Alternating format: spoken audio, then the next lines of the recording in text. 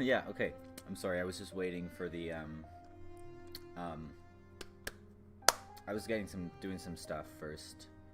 Posting the link. I was also waiting for the stream to start. Yeah, sorry, that was pretty slow and weird.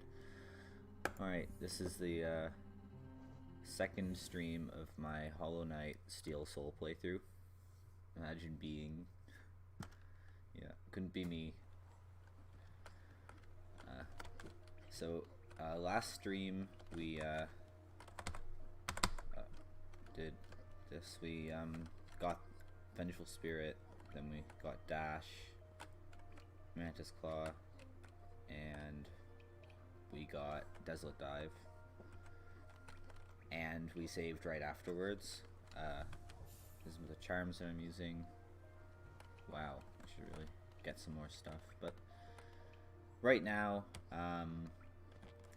after getting Dive, I guess my next order of business is Crystal Peak, I guess, I think. And I actually don't remember that well exactly how the game goes in a normal playthrough because I've just spent so long on my, like, 100% file trying to, like, do Pantheon of Hollow Nest and that stuff. So I guess the next thing to do is, so where I am right now, I'm pretty sure is like, yeah, I know where I am. I guess the next thing to do would be, yeah, going to Crystal Peak. I don't remember where the entrance is where you actually use the Desolate Dive to break through there, but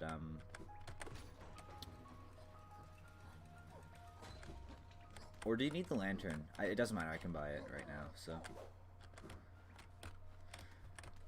yeah, that's what we're doing next. We'll get Crystal Dash. See what else I can also pick up along the way. I'm gonna buy that mask shard, I guess, to finally get a extra mask, because I can afford that as well as the lantern. So those are, you have no idea what this game is about, but yeah. Alright, just go left. Yeah, it'd be really complicated to explain exactly what it's about, especially since at this stage in the game you don't really know. But for the most part, what you need to know is it's a platformer. It's a Metroidvania. Oh, don't have soul. And at this stage, I am like, it's hard to say, like, I think like I would say maybe like a third of the way through like a basic, most like surface level playthrough, because there are multiple endings to this game. I'm doing the bad ending just because it's the easiest, and I'm on Steel Soul, so if I die I have to start over. Yeah, the lore is crazy. Like, I've spent very long amounts of time just sitting and watching, like, just binging Mossbag videos trying to understand this stuff. And eventually, you know, inevitably started forming my own crazy theories. It's fun.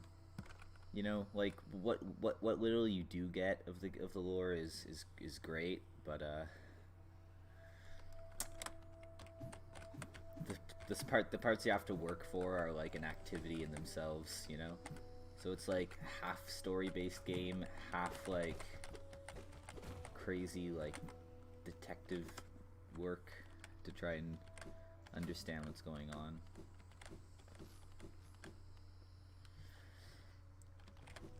And I think that's part of the whole appeal of it, right? That's what keeps I think that's the kind of thing that keeps a community alive, right?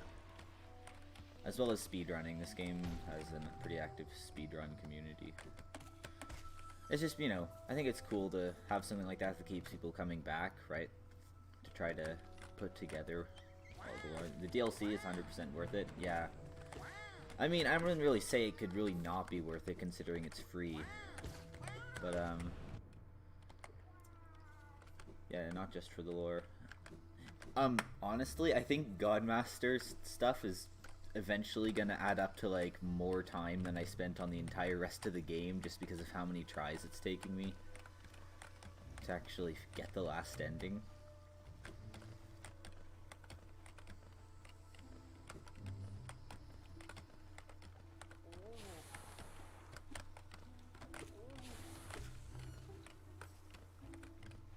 And oh, whoa! Why am I never paying attention to my health? That's a really bad habit for Steel Soul.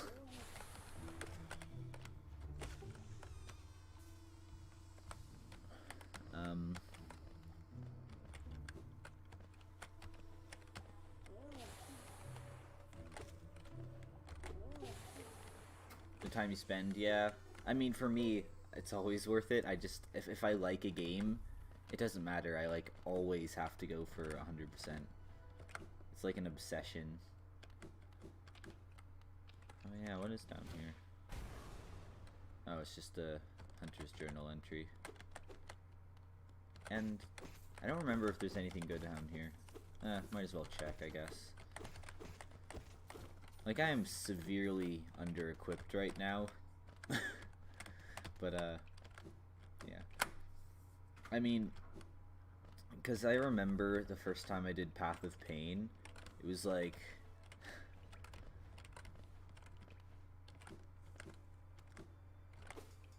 I don't remember how long it took me, but it was, I'm pretty sure it was a pretty long time.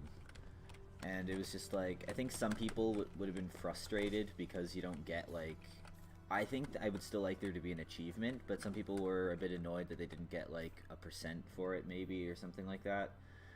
I think I sort of understand the decision not to do it, because, like, it would just end up really, pushing up the difficulty of getting 112%, like Pantheon Foul Nest does, as well, like, if it were required, but, okay, I just gotta look at this, and, yeah, I guess I'll just go right.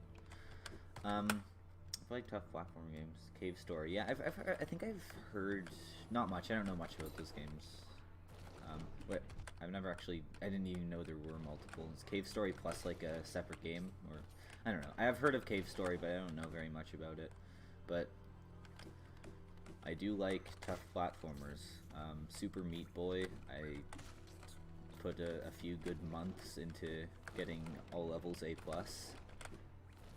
And it was probably the hardest, like, thing in a game that I've ever done. But if I do end up getting, if I ever do finish all achievements in Hollow Knight, I think that'll take the prize.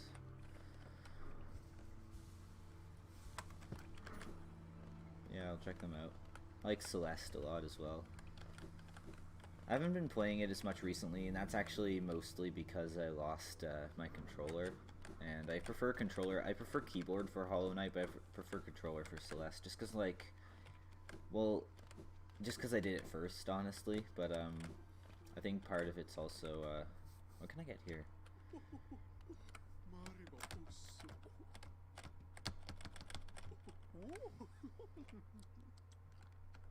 Oh yeah, okay, I'll get long nail.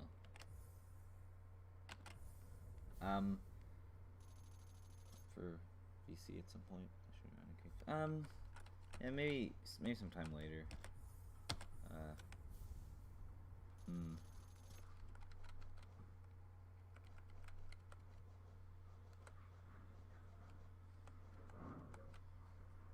I do like quick focus, but I do need to have. It's no big deal. I can always get more money. But I don't even have any notches. What am I doing? 5 more to get the...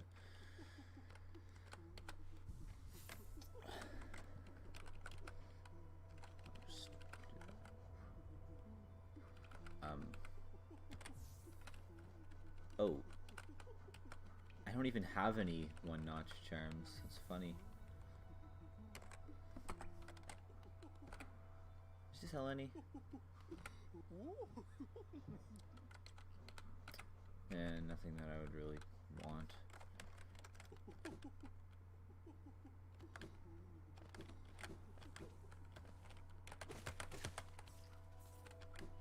I forget if there's anything this way as well.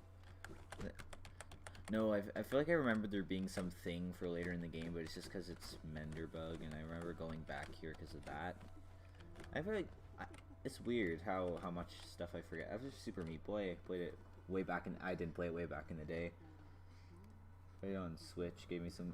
I've never played it on Switch, so I wouldn't know. But I think I played Super Meat Boy probably like. Oh right, you need wings. Yeah. I played it, I think, last year, maybe starting the year before. Nah, I can't get back up there.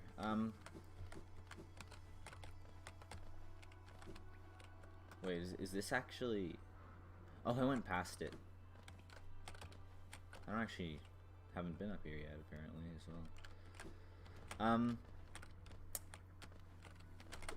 I don't actually remember what eventually, how I ended up. I think I knew about it a while before, but I guess it's I actually often forget like how I end up finding out about games. I don't even remember what introduced me to Hollow Knight, and I think, dude, what? But yeah, Super Meat Boy, great game. I think there's definitely some inspiration here as well. Honestly, pretty much any platformer, especially any indie platformer that came out like after Super Meat Boy was popular, is probably got some influence.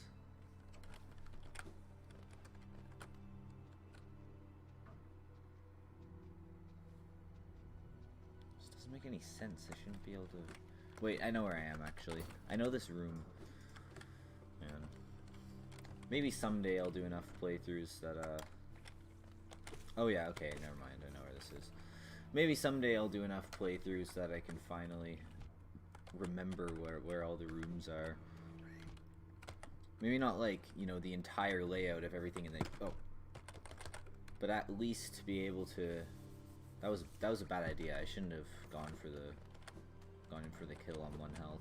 Should have ran off. I'm being way too cocky. But I'm pretty sure that this is the room that leads to, or this is, I should be near the room that leads to Crystal Peak. I thought it was around here.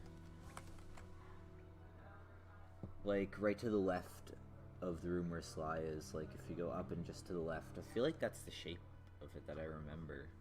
But I must be there right now. That's the only way it makes sense. Yeah, in my opinion, the best, like, closest, like, spiritual successor, kinda, to Super Meat Boy is Celeste, although I think there are definitely some differences. Like, for example, and I kinda was a little bit miffed by this, is that Celeste introduces a new mechanic right at the end of the game, and I've always kind of seen that as kind of a bad idea, because you want the last couple of stages to really just go back to the core mechanics, unless it's like a game where getting new abilities is the whole point. Like, oh, what was that? I just heard a banging noise. Unless getting, like, for example, in a Metroidvania, I think, and even then though, like when you play, by the time you actually get to Path of Pain, like, you have most of the game's main abilities for most of the time you're playing if you go for 112%, or, and I mean, Path of Pain isn't part of 112%, but I doubt there are many people who would actually do it. And Dead Dungeon, that is like, I'm gonna write these down. These games that, I keep kind of a list of games that I, like, hear about somewhere, or that people recommend, or that people mention that have, like, that I just noticed something about that catches my interest. I have a list, and I literally haven't actually gone and looked up a single one of them. I don't know. I guess I just procrastinate too much, but,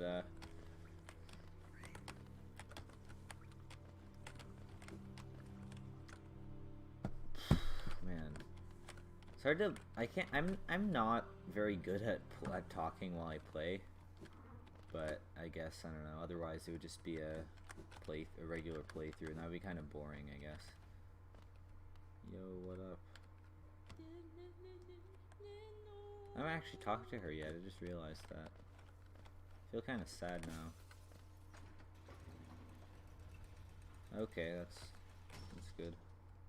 Well, that's fine. I would still probably end up writing them down anyway. Oh yeah, they put this here so you can use the thing.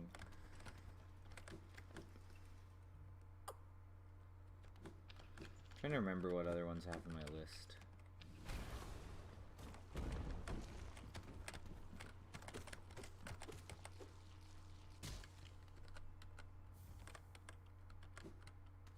Okay, that'll be more than enough to afford the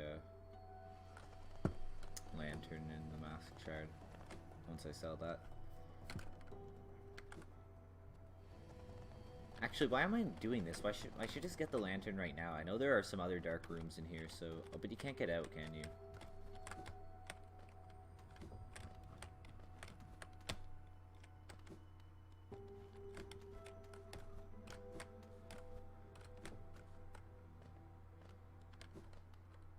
Casual at talking while playing comes with a lot of experience. Yeah. I guess I should just do it more, I guess. I mean, I used to stream a lot more often than I do now, and I've sort of been streaming more in the past couple of weeks than I used to anyway, just before now, but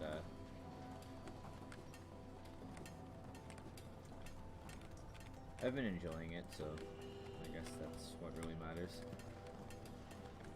My commentary always, I try to avoid just sounding awkward and talking about nothing and just not really adding anything to the experience of watching. I wonder if I could do the strat. What do they call it?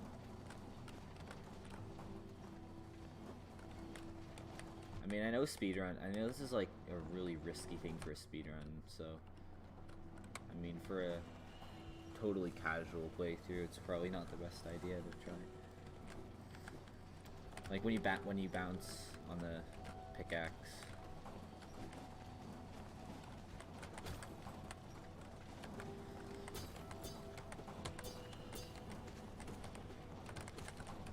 And I also used to do a lot of streams without commentary at all, so.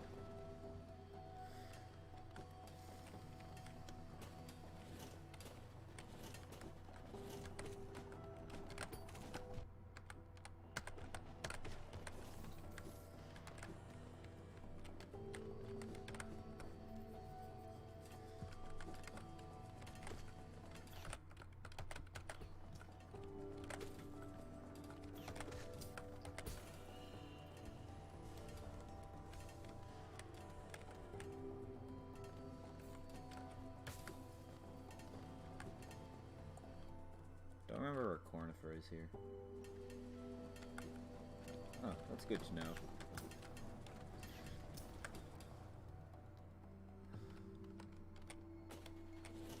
This room isn't...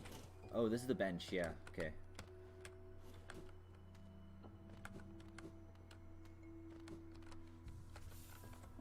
That wouldn't matter. Haven't found Cornifer.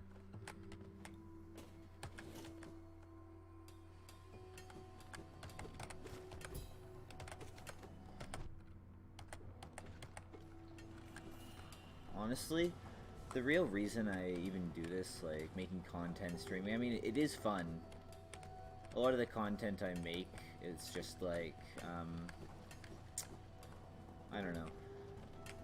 It's hard to say that there's a specific way I go about doing anything that I do on my channel just because I'm so inconsistent and I take so long to do anything. I used to mostly be a Geometry Dash channel, and now I'm mostly a meme channel. I would also like to post more music, but I don't know. I think the problem is that I put just too much work into some of, especially what I've been doing more recently with music. That I just don't, I feel like I want to build my audience first, but then I do know that if I don't put any effort into my content, no one's gonna come to the channel anyway. I mean, obviously there are ways to build an audience without effort, but there's also a lot of luck involved. This is just a gate, isn't it?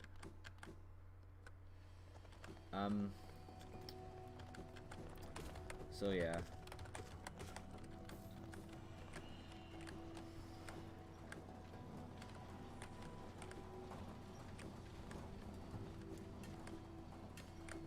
Like, when I look at the most viewed videos on my channel, I don't think it's really not too bad. Like, I don't like the fact that the most viewed video on my channel is the Dear Rob Top thing from Geometry Dash, but I mean, you know, it happens. You can't control what people. Yeah, keep doing your thing. Oh yeah, the Kahoot Megalovania, and that's one of the ones as well. That's one that I'm glad has all of those views, because that's one that I legitimately put effort into, and I think it was a good idea as well. You know, it's one of those memes where it's just like really just the concept that's like the point of the joke, but yeah.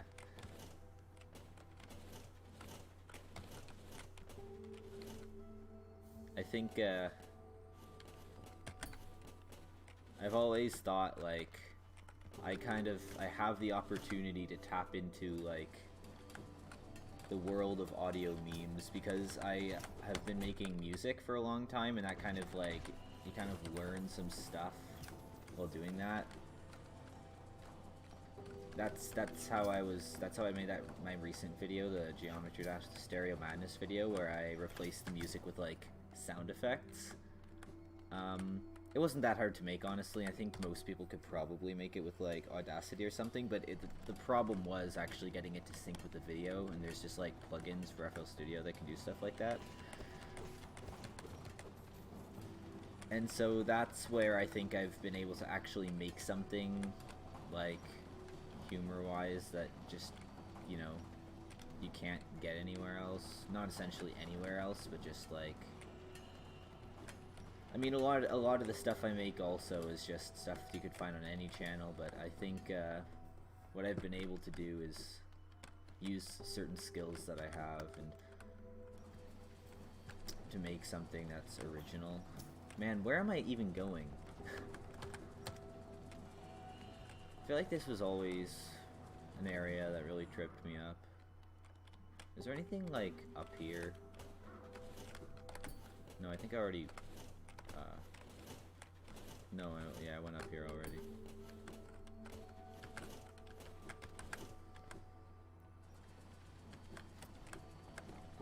Yeah, no, I don't want to get to the point where I'm just like, I don't know.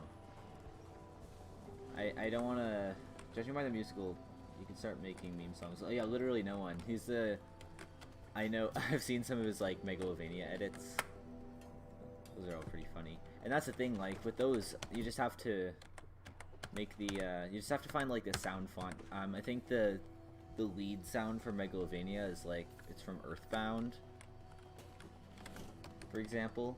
And I think there are people out there that have specifically made, like, remakes, and you can, like, download the project files for them. And, you know what? I don't remember how to get out of Crystal Peak, but, like, I just want to go back and get the lantern, because I have no idea where I'm going. I remember in my speedrun file, like the speedrun achievement, the 5-hour thing, it is all connected to Earthbound. Yeah, I'm pretty sure the drums maybe are from Earthbound. I know the electric guitar though that's playing the bass line isn't, because you know it just sounds too like high quality. The Halloween hack, yeah. So the version from the Halloween hack is quite a bit different, but the lead sound is one of the things that's stayed. And the main melody. Because, like, a lot of the instrumentation has changed. Oh, man. I'm just gonna keep running through the exact same rooms over and over again, aren't I? Yep, this is where he come in.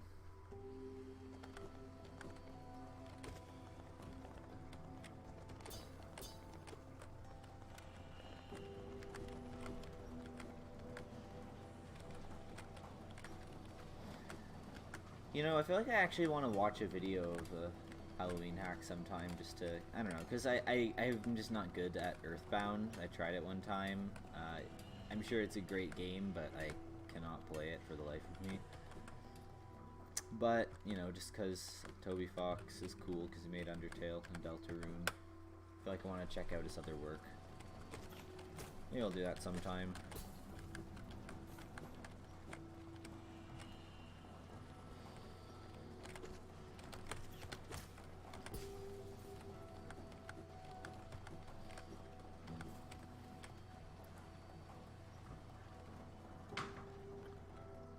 Yep, I knew it. The bench room again. Dude, where is everything? Like,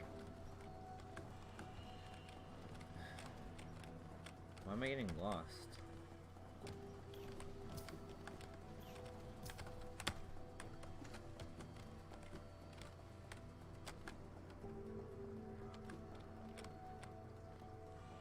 It's the majority of Halloween hack. That's cool. I probably couldn't play it just cause oh, okay, now. Here's progress. Man, Crystal Peak is confusing. On my first casual playthrough, I was like, for such a long time, I was thinking, I don't want to look anything up. Like, I want to play the game completely blind and see how far I can get. But, like, the room where you get Crystal Dash is so, like, just inconspicuous, the entrance to it. I missed it, like, coming through the room that connects to it, like, a billion times. Yeah, I'm just, yeah,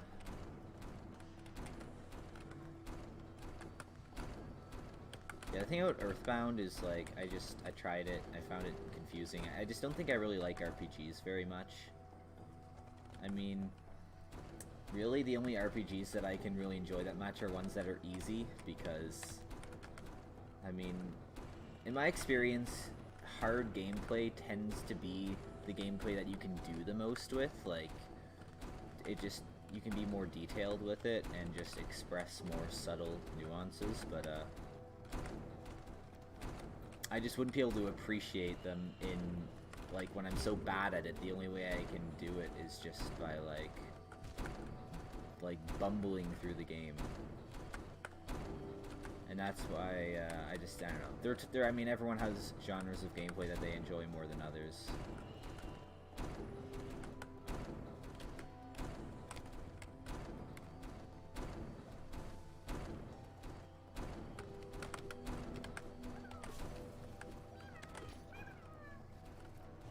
And for me, I think my main genre is probably platformers. I like rhythm games a lot as well. I mean, I have never been able to get very good at them, but I do like rhythm games. I think the ones I like the most tend to be like mobile rhythm games like Citus.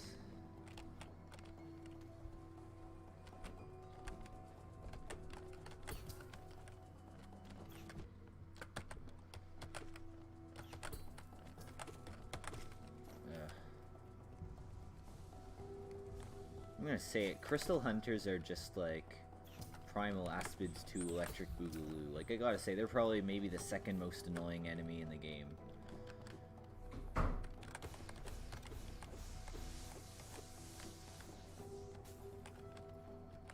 What do you do besides YouTube? A lot of the stuff that I do, I also do on YouTube, to be honest. I like playing games. Some of them I don't play on YouTube, although often I will play a game and be like, I think I'll just, you know, get a first impression before I start playing it on YouTube, and then I'll end up finishing the whole thing and be like, yeah, but now if I played it again, it wouldn't be genuine. I don't know, actually, whether I would have wanted to get a first impression of Hollow Knight on stream, just because, I don't know, it is a good game to play, like, without distractions. But, you know, I like playing games. I like making music. That's something that I do a lot outside of YouTube. The vast majority of the musical stuff that I've done, I haven't posted anywhere, partly because technically I still view pretty much everything I've ever been working on as still a work in progress. Like, I can have a track that... Ever played Zero? No, can't say that I have.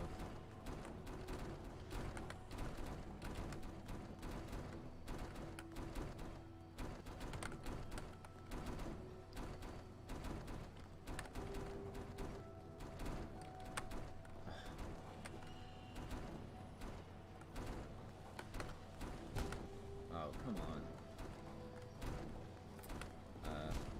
I do all kinds of stuff as well, though. Like, I've actually been wanting to get into game design, and I've been learning coding in school. Come on, please tell me there's like a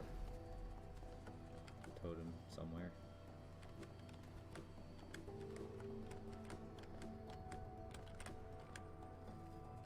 And I sometimes take a while to try programming something. I participated in a game jam a while ago. That was fun. It was this year, the GMTK. Talking about new music and how it's a work in progress, in case you lost the thread. That was kind of it, though. That's all I really had to say. It's just that I make something and I'm like, oh yeah, but I noticed this problem with it, and then I never really see anything as done until I commit to, like, okay, until I post it and I can say, now it's up there, it's on the internet, and that's when I think I finally decide that I'm in the final version. I'm on the final version of something. I have been wanting to post more music, but I also I just don't know if I want to. You know, there's other things to decide, like, do I want to make an album to start out? Do I actually want to make it available for, like, Game Jam? Yeah, the GMTK one. I remember I watched a video about some of the best entries. I did judge a few of them. They were alright. My entry wasn't great, but it was my first Game Jam, so it was a good experience, I think. For the theme, which was out of control, the idea of my game was that it's like it's kind of like a bullet hell game. The layout's kind of like Undertale in that you're in this little box, and with a bit more like typical bullet hell patterns, but instead of just walking around like with your little character, you have to walk around to dodge bullets, but also step on these little buttons that like would control another character that's in a separate box, and you have to dodge like the same bullet patterns at the same time by moving one of your characters, but also by like touching the buttons to move the other one. I guess it was a fun concept.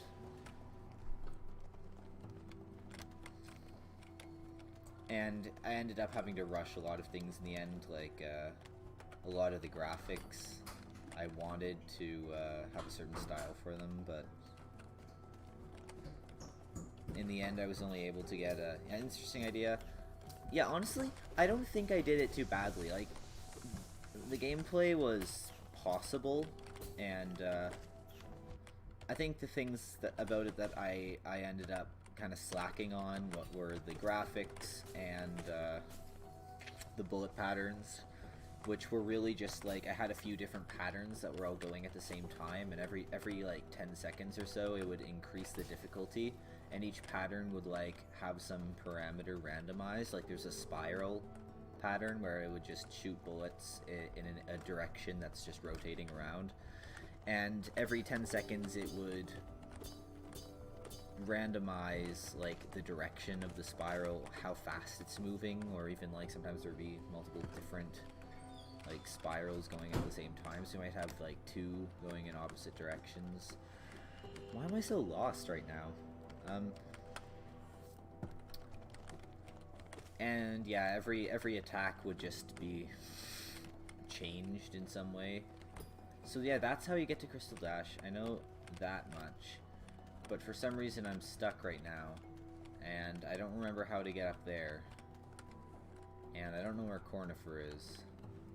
And I'm getting frustrated.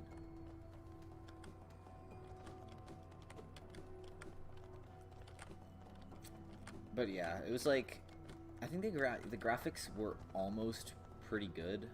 It was pretty elaborate for your first ever Game Jam entry.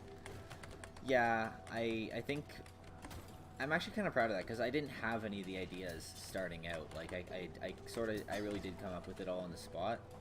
I have made bullet hell games before.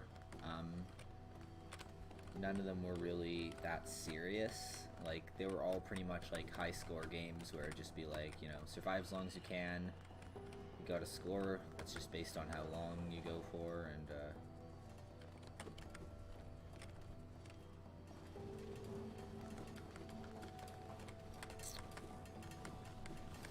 that's pretty much it.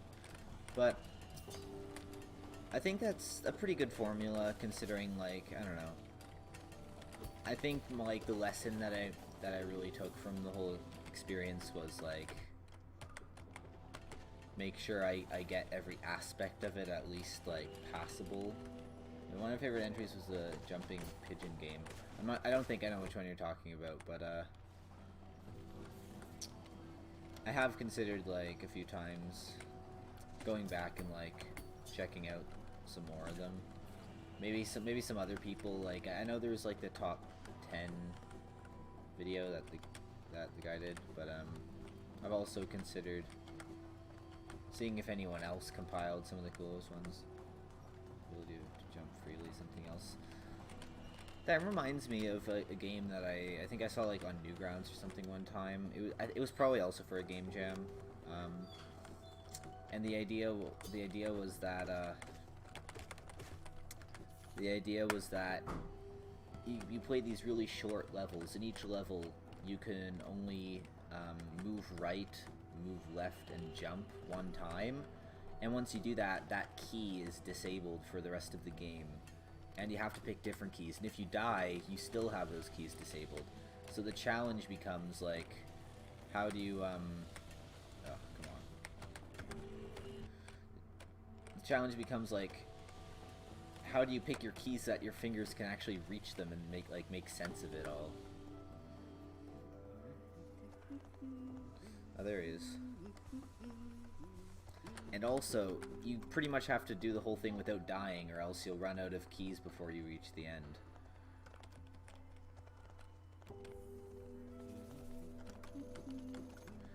Finally.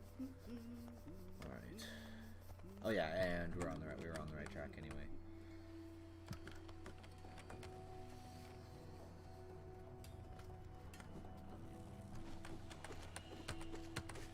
Sure. Put it in the Discord so I can come back to it after the stream.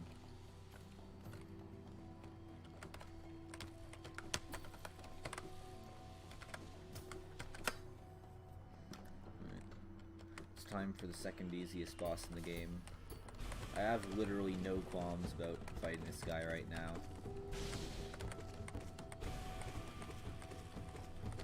I fought this guy in Godhome so many times at this point, like, mostly, well, I fought Enraged Guardian during the, I mean, there's no reason this guy would be harder, though. Like, you can literally heal, like, right now. Yeah, okay, good. It's so easy. Especially considering, like, you have, like, there's not really much question as to what kind of abilities you're gonna have at this point in the game. So I really don't understand why it's so easy, but, I think I probably died to him at least once or twice. There, okay. I think this is fine. I think it's, oh wait, no, we have to go up there. Never mind.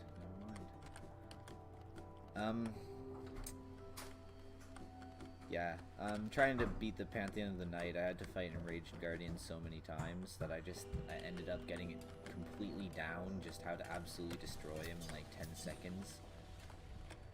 That's kind of a side effect of, you know, the grind of trying to beat the Pantheons.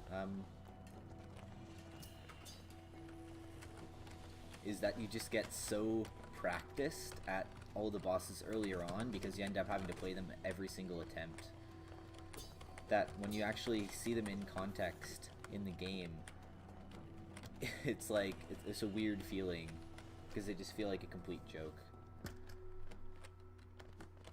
After how much statistically speaking, everyone died at least once to every boss. Yeah, I think that's probably true for me as well. I probably died at least once to every single boss. Except maybe Massive Moss Charger.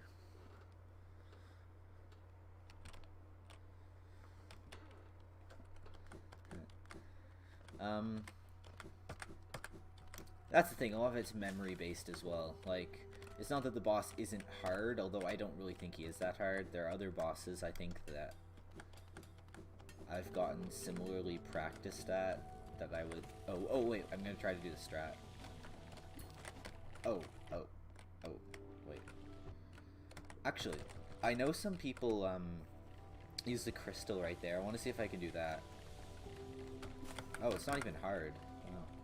I can't believe I kept using the pickaxe, but I won't do that yet. You can do it every time as well.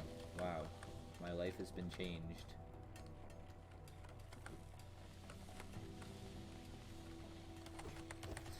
But yeah, as bosses go, Crystal Guardian, I find just really, really easy. And a big part of that's probably because every single time, every single time I played the Pantheon of the Night, I had to try it. I had to try it again. Wait.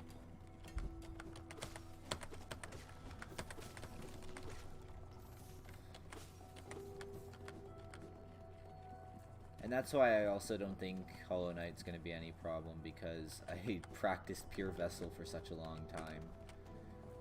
And that's kind of an interesting detail I always thought, like, the fact that you can just practice the final bosses before, like, that's really interesting. Like, I can't think of many other games that do that. In a lot of games, obviously, it's like the final boss will be at the end of the level, and you have to beat the level and also beat the boss. But the ability to just practice the boss is interesting and definitely different. And play any of the Harvest Moon games? No. I don't think I've heard of them either.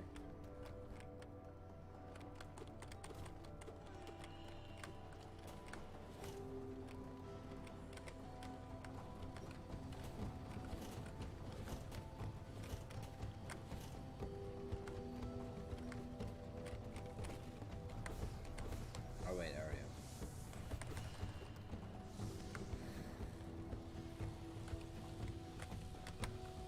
I think parts like these are like my favorite parts of the game, where you're just platforming. And that's one thing I like about the design of Hollow Knight, is that like you have your points that you're trying to get to, and then between each of those points you have these like gauntlets. Yeah. It's a unique thing.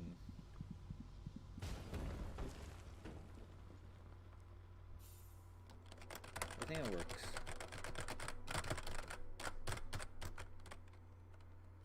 There we go.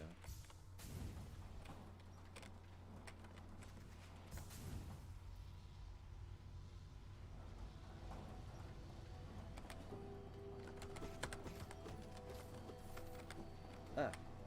Whoa. Okay.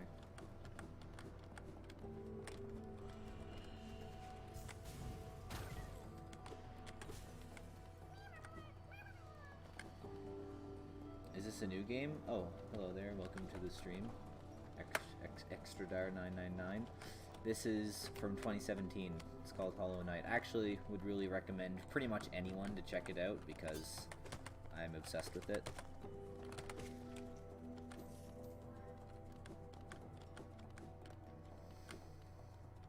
I kind of told myself that before I got 112%, I wouldn't participate in like Discord servers for it, or on Reddit, or make content about it. I just kind of wanted to play the game first before I started really interacting with its community. And I think that was a good idea, and it just felt so rewarding when I finally did get 112%. I still don't have the achievement because I haven't beaten the game on my main save file before, but like since I did it, because I'm trying to just get the last ending. But I guess I could do it anytime.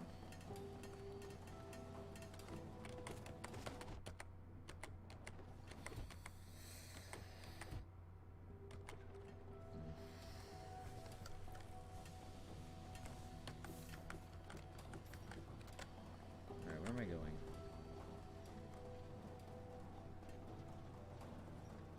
Am I in that room or the room below it? I think I'm going down. Yeah, I remember now.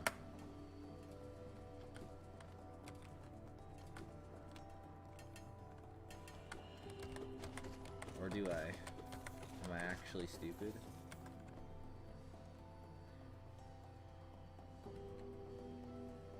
Wait, now that definitely doesn't make any sense.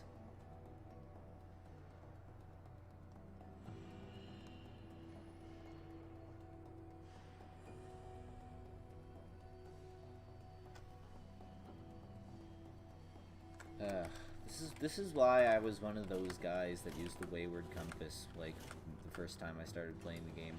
Eventually I just realized you need more notches. How long is the stream gonna be? I don't know. Until I feel like it. I don't really decide on a set length for my streams, typically.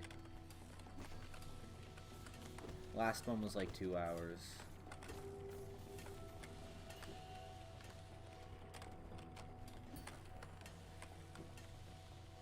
It's already been 1 hour, I'm pretty sure, for this one. I was really tired last time. I think I'm less tired now. Like, I was, like, the whole time I was, like, breaking up into yawning. I'm just checking Sam's still. Yeah, I would, I had it. Oh, stupid. Maybe I should, like, equip Mark of Pride and just see if I can actually get this pogo. I wouldn't worry about missing parts of the stream because I always leave them up.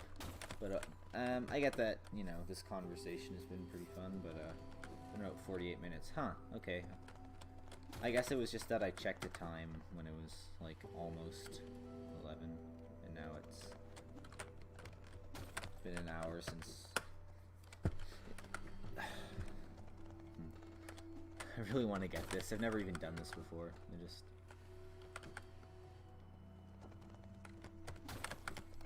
I don't think I've ever really... I have found some cheese in this game, but I always find it fun. I think originally I did... Oh, no!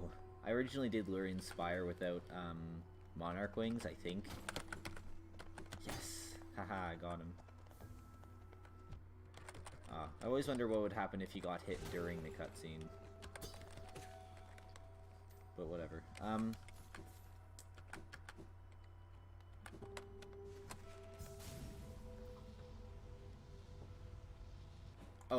Wow. I thought that was at the platform. I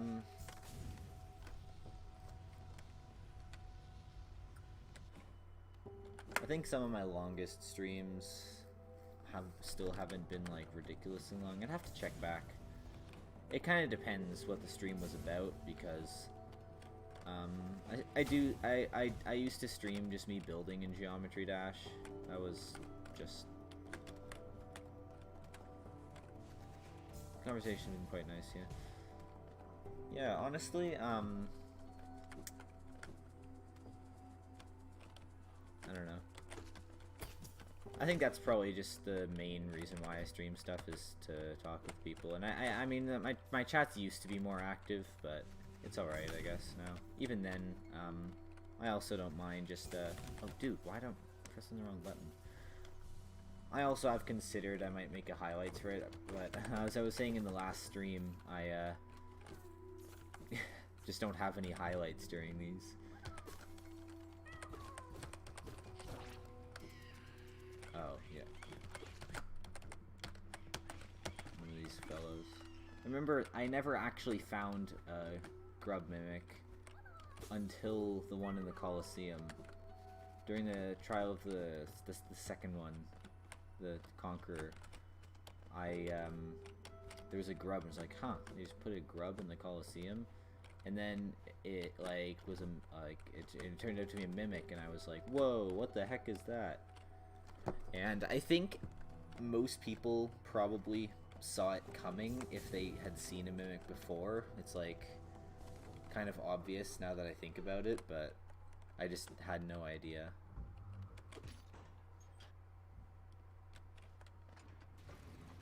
we go.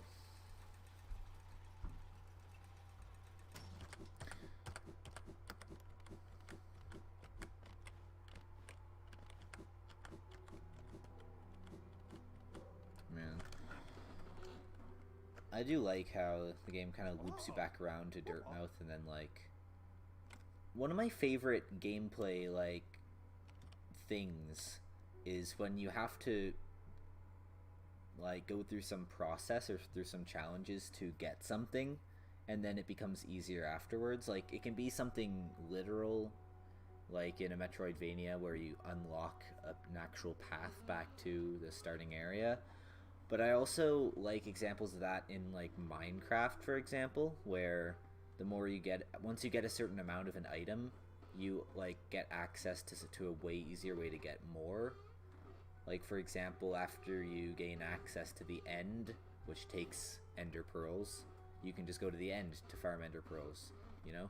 Once you get enough diamonds, you can make an enchanting table so you can get fortune, so you can get more diamonds, right? Of course, it's gonna be a surprise the first time around. Yeah, it is a pleasant surprise as well. I think Ori and the Blind Forest is really good for that as well. Like, it's really easy to get around the map. If you have somewhere to go, you can just get there. That's one of my favorite things about that game as well.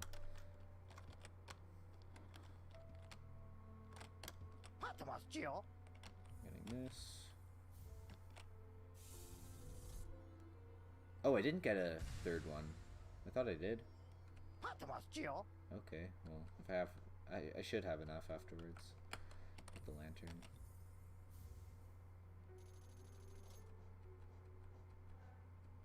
Aren't these good? Wait, these are the same ones, aren't they? This is for Shade Soul, right? I think so. I can afford both of these. Wait, I thought I could. Whoa. Why did I think that? I thought I still had... I forgot that I bought the thing. That was a massive brain moment right there. Alright, what do we got? And where are we going? I'm pretty sure we should be getting Monarch Wings next, right?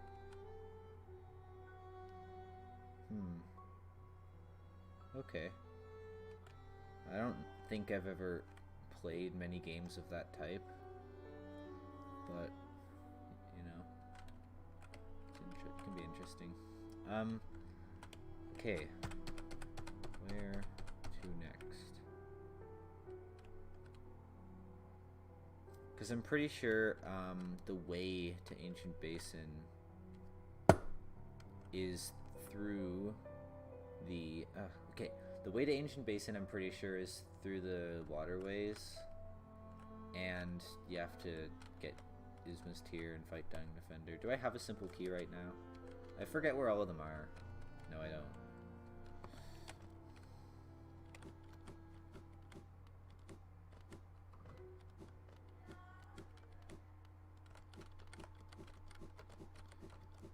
I do think there are other ways into the waterways that I could access from here, but I can't think of where.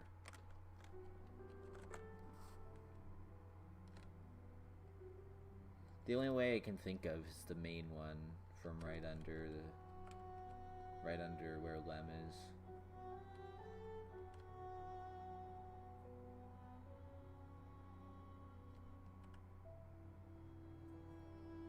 Now that I have the lantern, maybe I could go to Deepness, but there wouldn't be much point in doing it.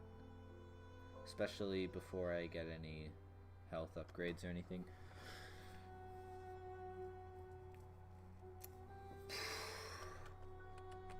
Man, my memory of this game is really... like, how to play normally. And I think that's always the case anyway. Like, I mean, this game has always been kind of confusing sometimes with its layout and what you're supposed to do next. But one good thing is that there is usually something else you can do next, I guess. I just, first...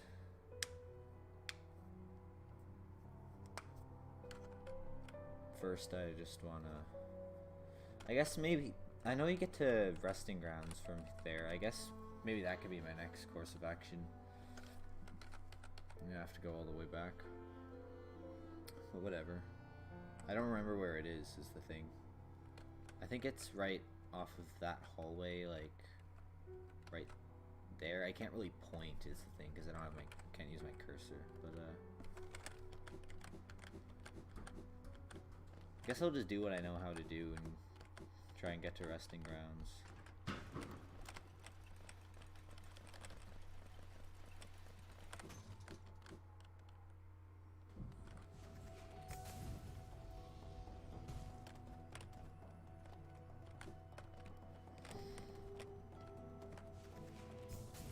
And I'm pretty sure that eventually leads through to,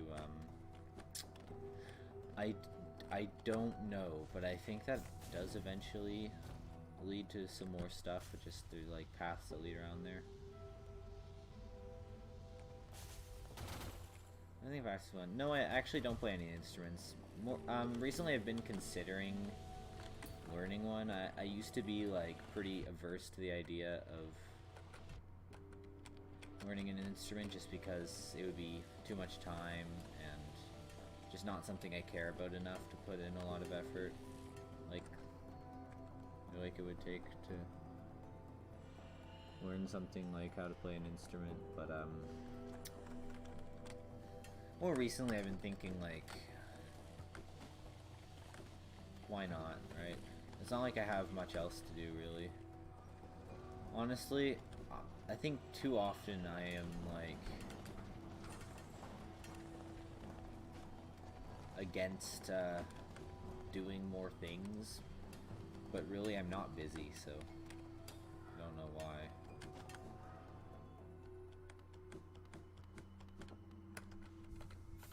Yeah, I think I'm on the right track.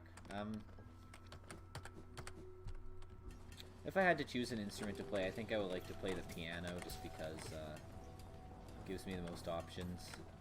But I wouldn't mind learning to play the violin, because it sounds really terrible when you try to use, like, a sound font or something. Just look at it as a hobby. There's no need to learn it for absolute perfection. Yeah, and it's, I mean, for me it's kind of both, though. Like, I don't really... I wouldn't want to start something like that and then not, like, stick with it. Especially, I mean, first of all, if I were to learn the violin, like, I know they're pretty expensive, so it would be kind of a waste, but, I mean, for a piano, I already have a keyboard that I do use, just not in, like, a particularly, like, I don't know. I think it's kind of important for me to think of learning an instrument as being, like, a commitment. Oh yeah, okay, this is where resting grounds is, but I'm pretty sure this right here is where Descending Dark is. So it's like me playing a game, right? I even though sometimes I don't essentially, like, oh come on, even though sometimes I don't essentially, like, sometimes I feel, like, compelled, or like I have an obligation to try and go for completion. That doesn't mean that I don't also enjoy it, because it just gives me the most out of a game. And it also gets to the point where sometimes I, like, don't understand why other people don't want to... Yeah, I guess so. It's just also would be the most useful to me if I were to get really good at it, right? Like, if I could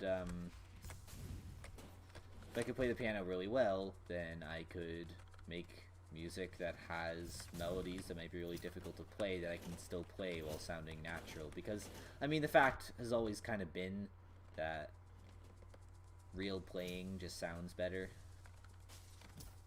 And that's why a lot of producers might hire musicians that play instruments, so that, you know, you can get the better sound. Especially, and that's why that's what I didn't finish saying earlier for why I would like to learn the violin, because it sounds terrible if you just use a sound font or something.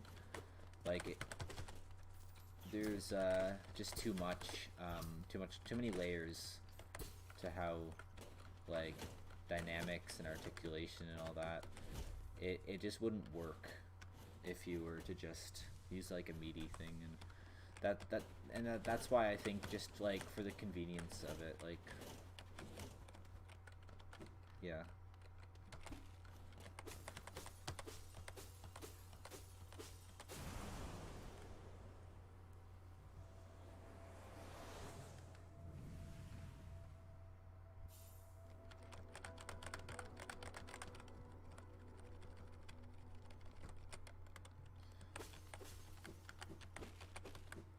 Yeah, this is the way out, isn't it? Yeah.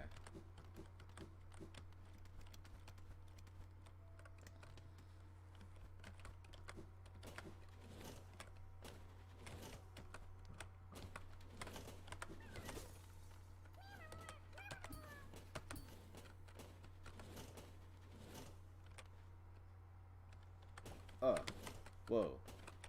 Huh. That's interesting. I never really got a hard fall onto one of these before.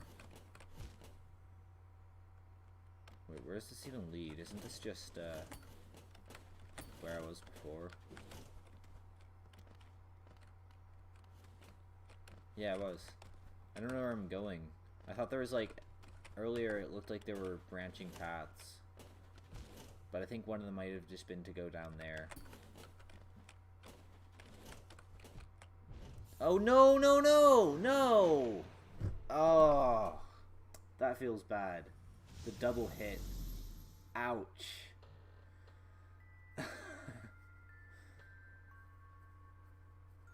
Oh. Well, there's my first death.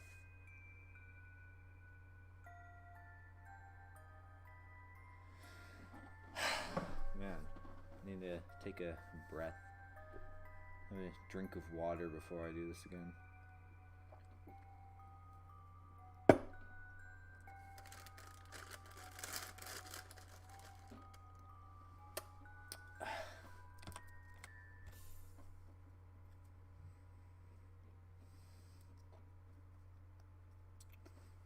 Could have been worse, I guess. I don't know. I'm not one to scream and, you know,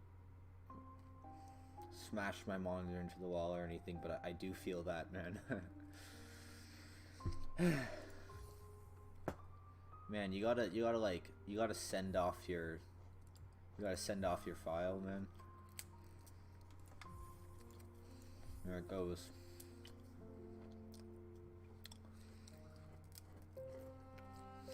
Yeah.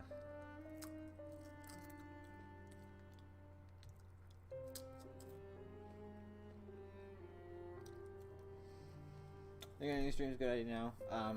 I might.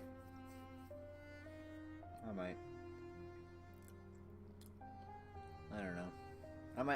I don't really. I don't think I really feel like it, but fine if you want to. Yeah, no, that's fine. I've never really I don't know. I'm not really that frustrated right now. That's the thing. I just don't get that mad at games. Starting a fresh one next time. Yeah, I don't think I'm gonna start again right now, but I might just do some other stuff. Like, I made this save file. Like, I edited it so that I could do Path of Pain again. I might do that or something. I don't know.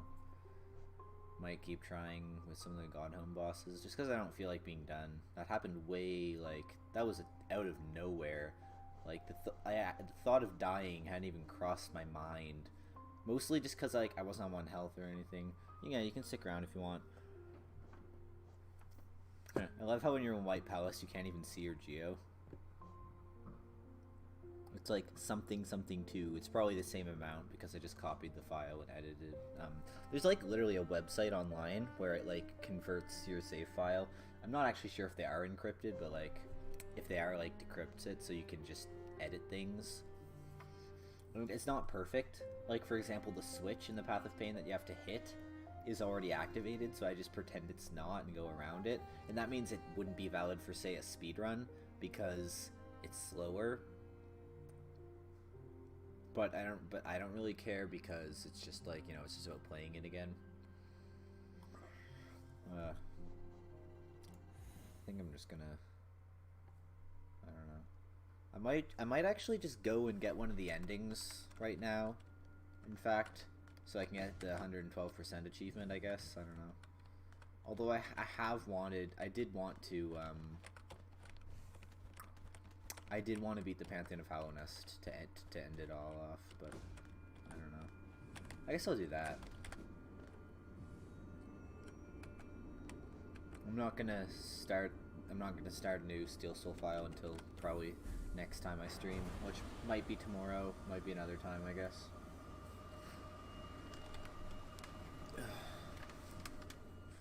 But let's go, I guess. I can already predict. Like, I haven't given that many attempts at this. It's been quite a few, but I can already predict how many times I'm gonna fight the Vengefly Kings.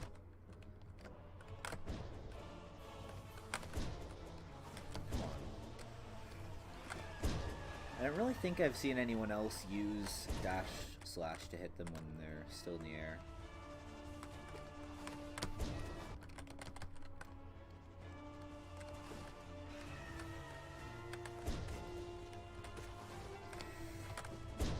Oh, come on.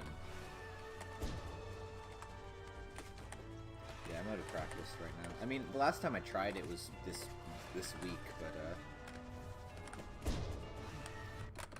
still. There's two ways that the Vengefly King fight can go. It's like either you just kill it in 5 seconds, or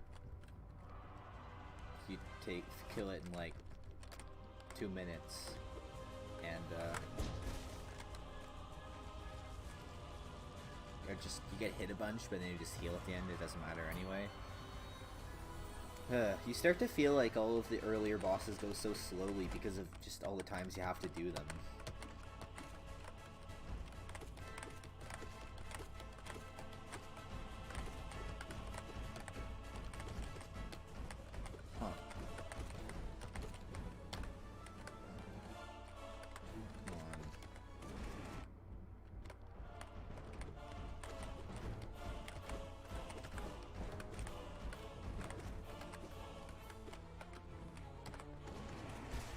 There you go.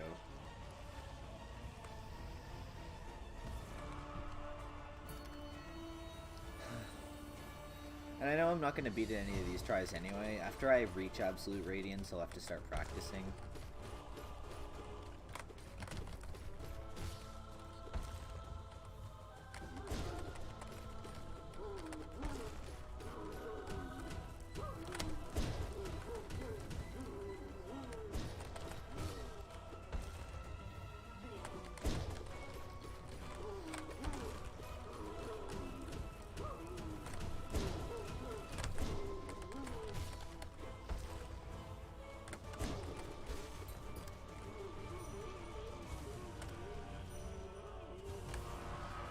By the way, this is my charm build that I use. It's these.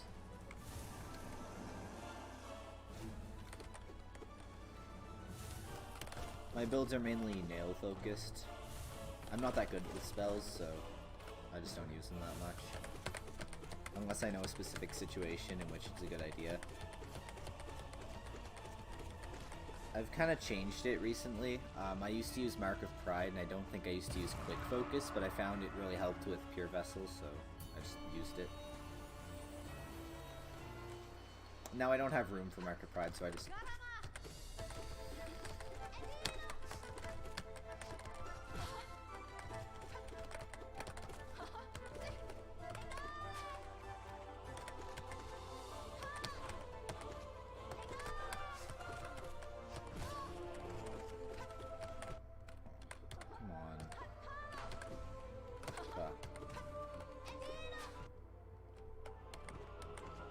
Imagine trying to no-hit this game. This didn't be me, haha.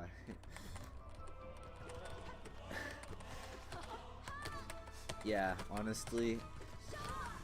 Like, the thing is, this game's hard, but the things that people do in the game are on another, entirely different level. Like, I think the number of people that have managed to do the Pantheon of Hallownest without getting hit is like in the single digits right now, or it's either that. I think someone like Monstaller did it recently, and I think I saw someone say in his stream chat there's like a Google Doc that's listing everyone that's done it, and it's like only a few people. But it might have been something else. He might have been the only person who's done it. It's like, I mean, imagine a challenge like that though, like no hit like every boss in the game. Like there are some that I can't even consistently beat at all, right?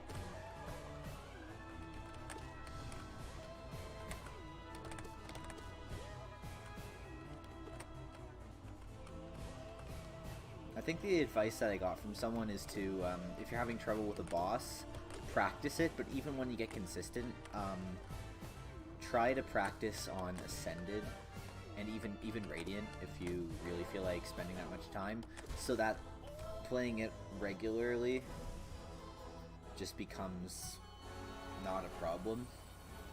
And that advice would work for me if I were actually good enough to ever be able to beat Pure Vessel on Ascended.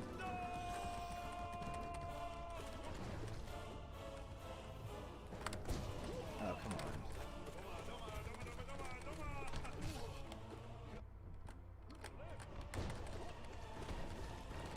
Yeah, this guy staggers really quickly. I think that's really what does it for him. That's the thing with a lot of the earlier bosses. You start to realize exactly what makes them as easy as they are. With Massive Moss Charger, obviously, it's just that, like, you're not meant to have Quick Slash, but even then, all of his attacks are super easy.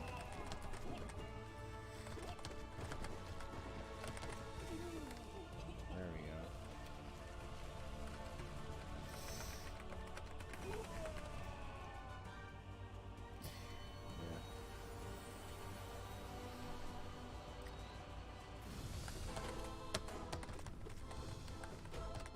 I can't, like, honestly, literally any boss on Radiant is like a real challenge for me.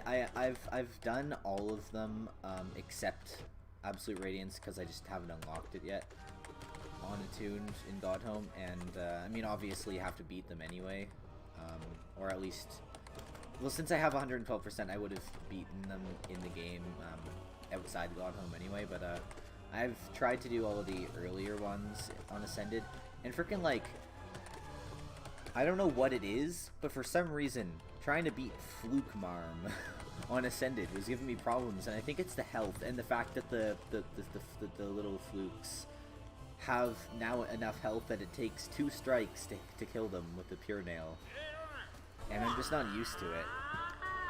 And that's why, like, being able to beat a boss really easily might just be because, first of all, you might have a lot of time to heal, even though you might be likely to get hit, right? Or it might be because, even though you might be likely to get hit, it could be that because the boss just has very little health. And these are all things that can make a boss that's normally very easy still pretty hard on Radiant.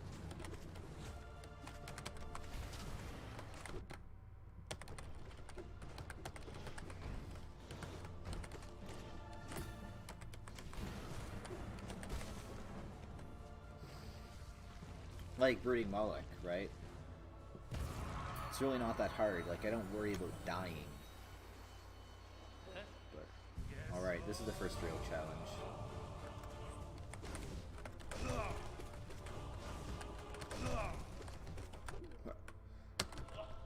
I wish I was good enough to parry consistently. I don't think anyone is, though. Like, it's just too risky.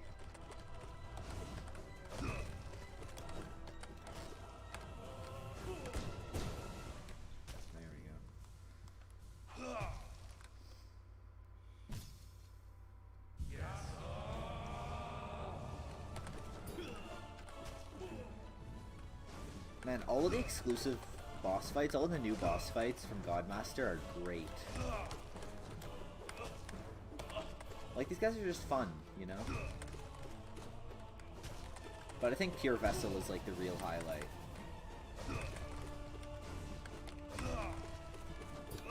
Maybe. I haven't played Absolute Radiance, but, from what I've seen, she's not really that much different from regular Radiance, and oh, come on.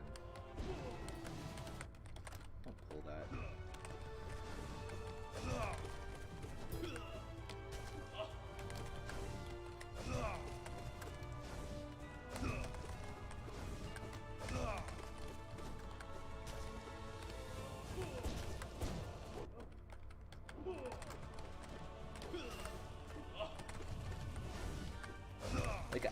mean, it does seem kind of obvious, like I really doubt they wouldn't have included it, but I still like the detail of having them actually use the nail arts that they teach you, and also having the same sound effect is just a really great touch as well.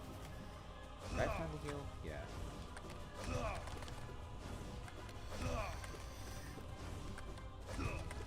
And having Sly use all of them as well.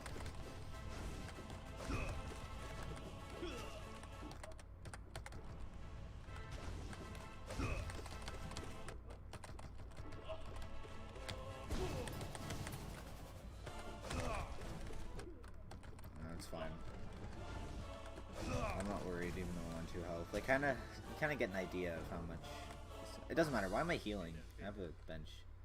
Also, if you don't bow back, the run's invalid.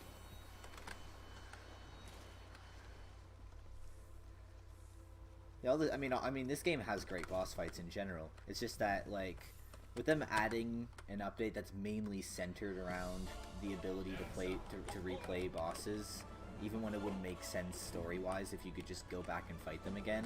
Like, that's the thing. In a lot of games, it can be pretty annoying when you can't play bosses again or play certain things again just because it wouldn't make sense story-wise. Yeah.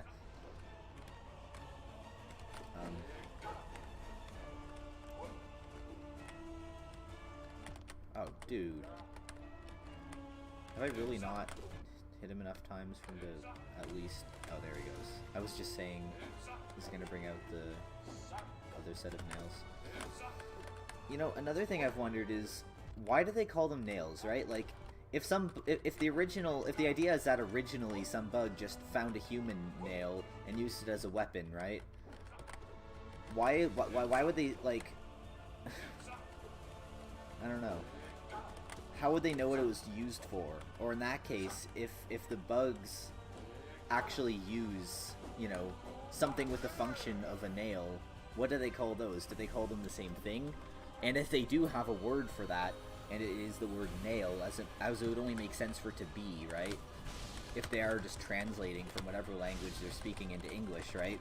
Whatever they use as a nail would be called a nail. So how do they know that the actual, like, I don't know. How I always interpreted it is, right, that they discovered an actual human nail that would be the size of, like, a sword for a bug, right? And eventually the shape became, like, refined so that it was, you know, easier to hold, better as an actual weapon. But it really doesn't make sense when you think about it.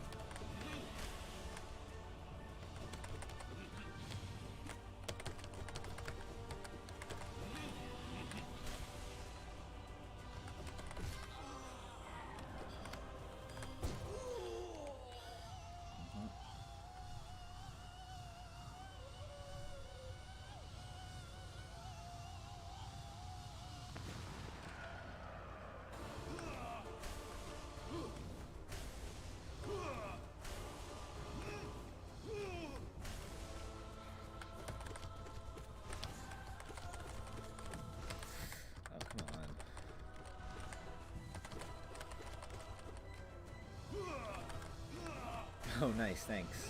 He did the double, he did the fake out right while I was trying to heal.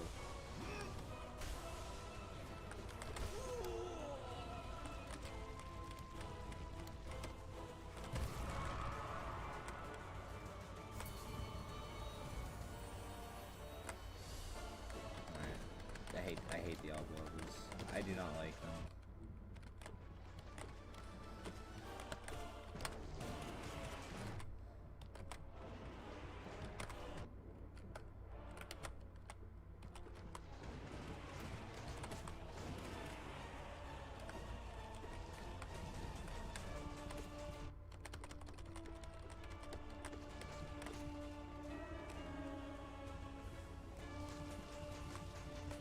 Yeah. The only problem with that is that, like, it still wouldn't make, like, how would they know that it was a nail, right? And also, like, I don't know.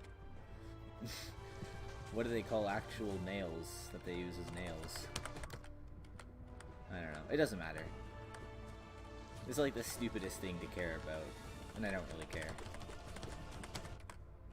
There he goes.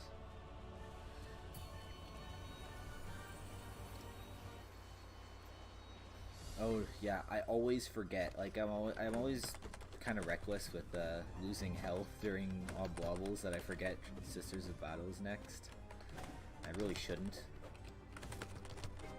I mean, at least the first Mana Sword kind of lets you heal, I guess. Oh, come on.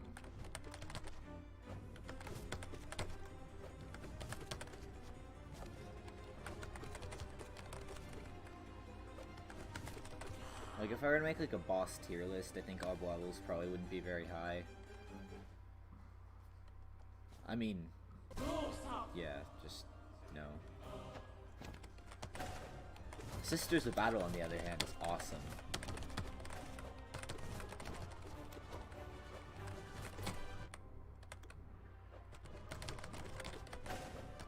I mean, sometimes really all you need is just to make something a little bit faster, right? I mean, not a little bit, but I already thought Mantis Lords was a really awesome battle, right? And it's just cool that something as simple as but it's all three of them makes it so much more fun.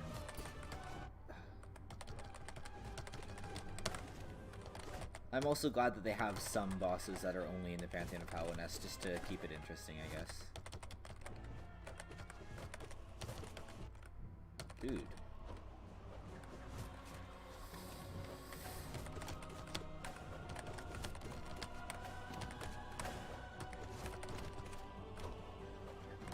Man, I'm so used to... Oh no. Oh no. Come on, let me kill one. Yes! Okay. Now I have to wait till they use the... Wait, what? Why did only one of them use the... do the thing? I need to wait for them both to use the... Or I guess maybe just one would work. Because I know I can heal when they use the boomerang move. Because... Yeah. You see, it doesn't actually cross the center right there where you're standing. I mean, it does if they go for the long throw where each boomerang crosses the stage in opposite directions.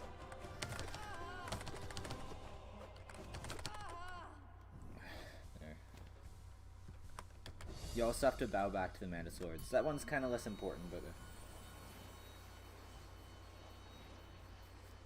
becomes a lot more dynamic. Yeah.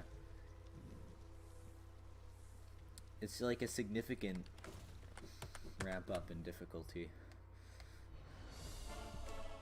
and I think that's what some of the best early game, some of the best, most enjoyable early game fights is what they kind of need, right? It's like, what if they were harder, so they still had all the like same reasons they were so good, but you know, to be more engaging to the kind of person that, you know, would actually get this far in Hollow Knight, right? This game is not for, you know, people who have never played a platformer before.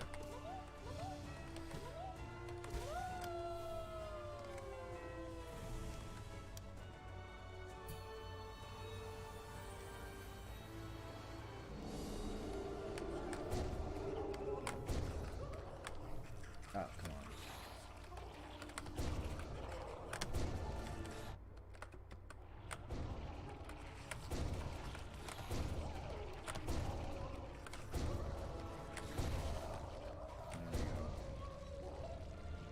For the modding community. Yeah, I've actually considered maybe I should try modding, see if I can make some of those really cool boss fights, but then I realized I really don't have any ideas. People kinda already did all the good ones.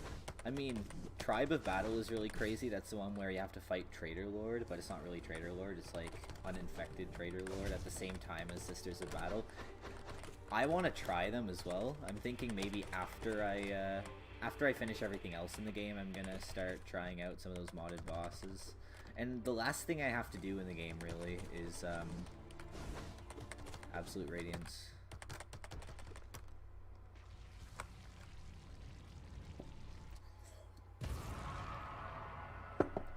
I mean, not really Absolute Radiance, but specifically Pantheon and Foulness. It's the last thing I have to do.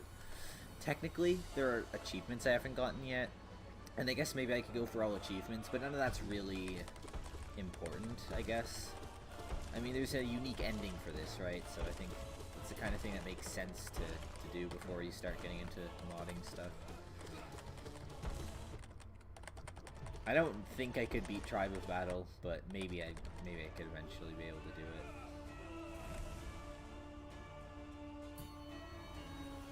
I mean, some of them are definitely better than others. Like, I think Tribe of Battle just works because, like, even though you're just taking two boss fights and slapping them together, like, oh, well, that was a lag spike.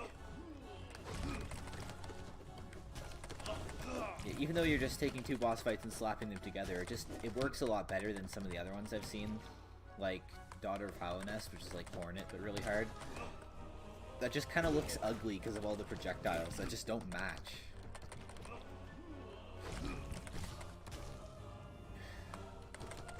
And some of them just look too ridiculously hard that you're just supposed to kind of damage tank the whole thing. Or ones like Mantis Gods where it's just kind of really... Oh, wait. Hold on a second. That was a really short stagger. Where it's just kind of completely cheesed. Like, it get, like... Apparently... I saw a video of Mantis Gods where you can just beat the whole thing. It's because they're natural synergy. Yeah, I mean, their movesets are kind of based on each other.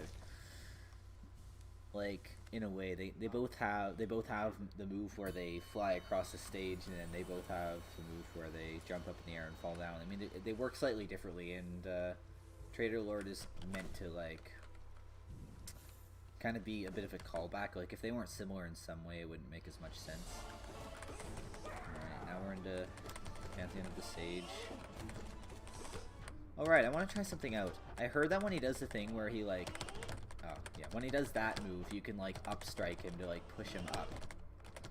But I don't want to keep trying that, because... Anyway, though, for, Oh, come on. Dude. No! Okay, whatever. I didn't really expect my first attempt today to go that well.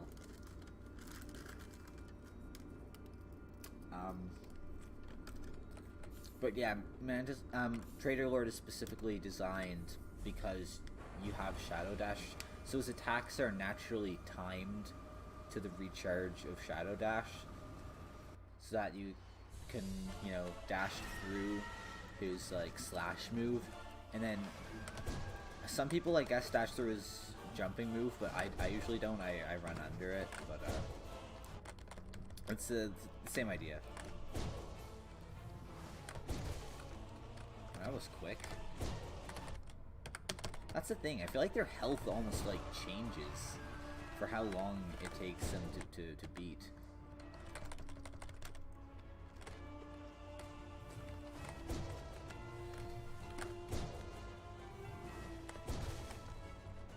That's very far for the first attempt. Yeah, I guess. I mean, the farthest I've gotten so far is Grey Prince out.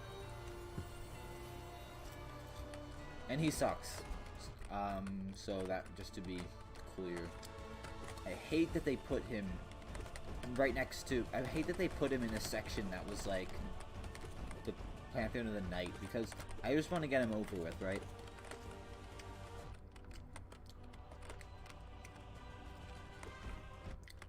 He killed like 99% of my runs back when I was doing Pantheon and Sage, right?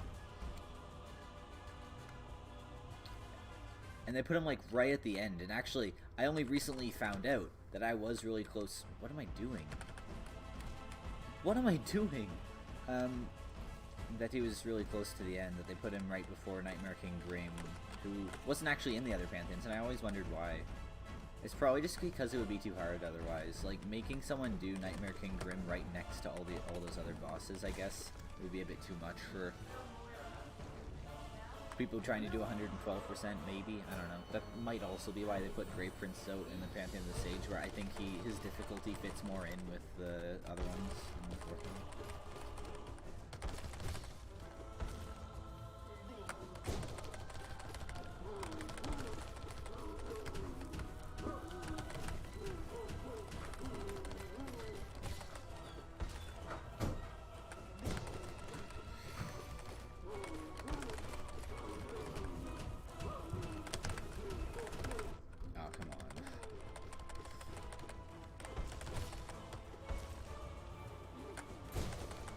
I hate Grey Prince, so as many do.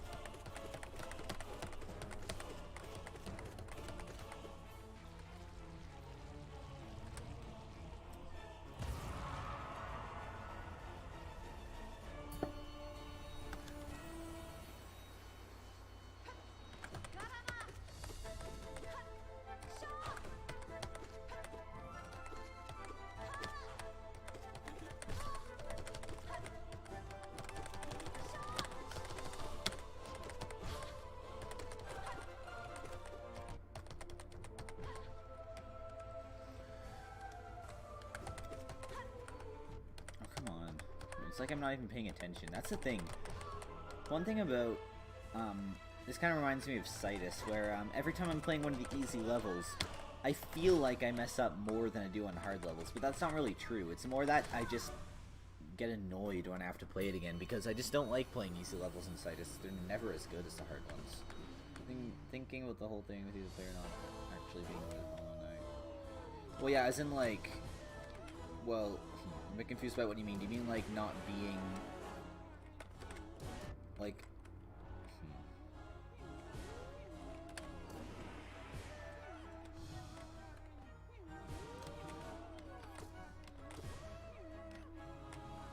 what have you been thinking about in that respect? Oh, come on. I'm trying to use a freaking spell. It's like my iframes ended right after I was done. Like, I hate that it cuts off your spells when you get hit as well. I guess it's kind of to prevent exactly what I was trying to do, maybe. But it's not how it works with this, like, Descending Dark. People will abuse it. And that's actually what I was trying to say earlier before getting sidetracked like a billion times. That's how people beat Mantis Gods. They just spam Descending Dark because of the iframes. And I wonder if you could really technically do that with any boss fight, as long as, well, I guess with Mantis Gods, there's just enough, and, oh, by the way, yeah, Mantis Gods is, like, modded Sisters of Battle, where they move just a ton faster.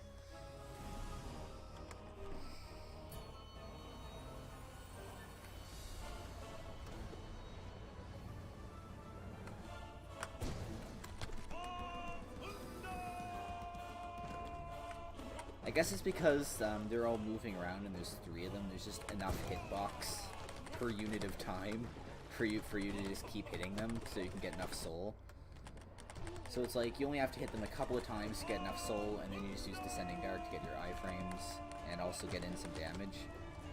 And I guess that's kind of a cheesy way to do it, but I guess a boss that extreme with just how much damage they do, like, you know, per unit of screen per second,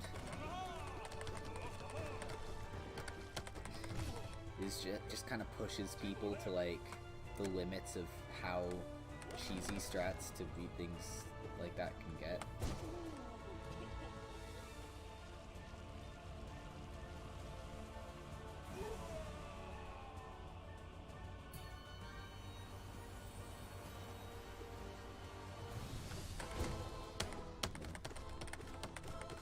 Always found this guy annoying.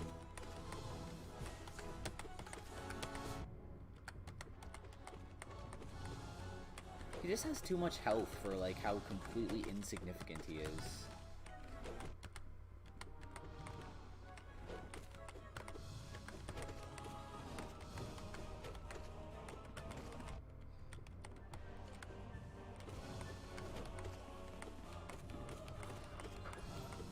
just I think it's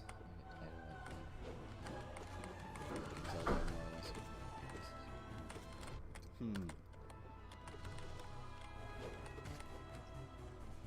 Yeah, the thing is, the main character is never named. Like, the fanbase just refers, the fanbase just refers to your character as the knight, and I don't think that's even official or anything. It's just what they call him. I should say. This whole thing with the... Wait, did I just get hit while using Descending Dark? That's not supposed to happen. It might be like only after you hit the ground or something, or while you're hitting an enemy. Yeah, okay. I don't know if it really counts as me using the spell, maybe, because like I don't know if it used soul or not, and that's how I would just... Wow, I just got a successful parry. That never happens. I wasn't even trying, because I don't try to go for successful parries. It is completely pointless.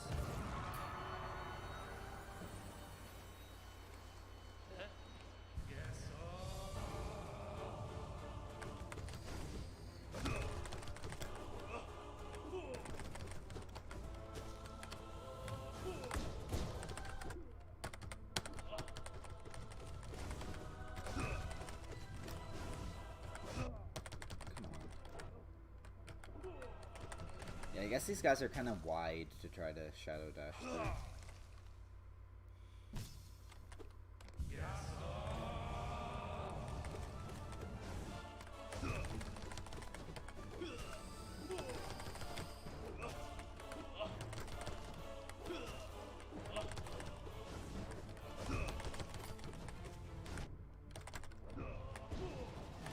That's the thing, like, you want to stay on one side of both of them, right?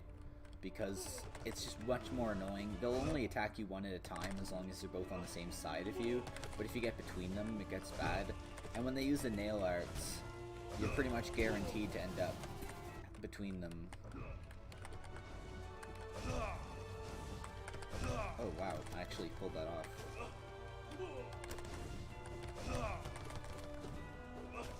That was a pretty lucky heal. Okay. Unless they just do it in sync like that, in which case it's pretty easy.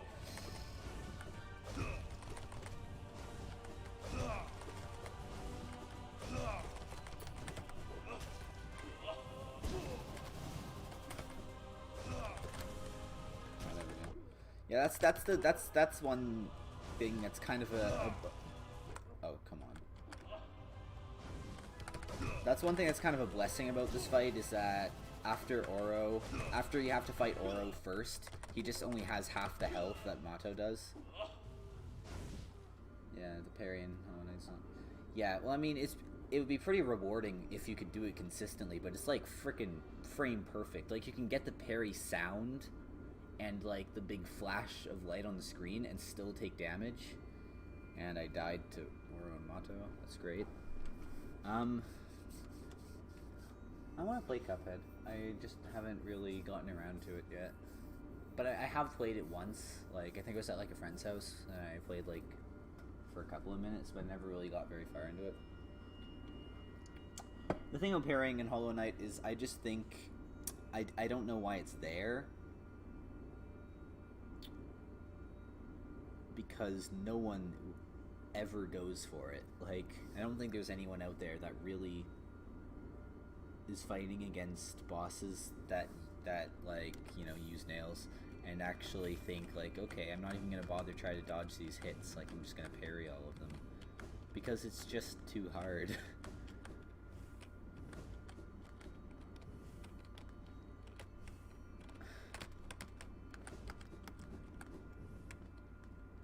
I think I'm just gonna see if I can do some more bosses in the Hall of Gods.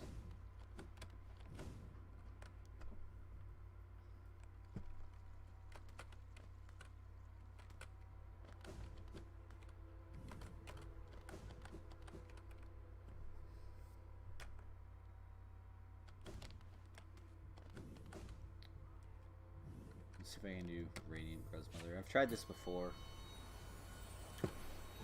I don't even know why I ended up finding it, like, difficult, but for some reason it just is. It's mysterious.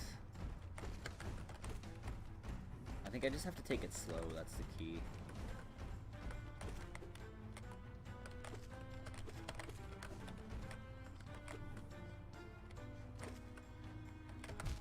Yep, there you go. Right through. Never was a solo run.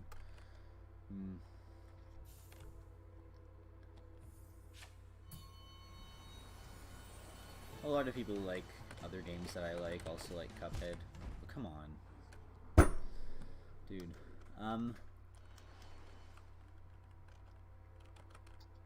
Why is this hard? Like, I cannot grasp. I think this is just one of those fights where it's like, you have time to heal when she uses, like, the smashing attack. Like, this attack you can just stand over here and heal, right? But that doesn't matter in Radiant.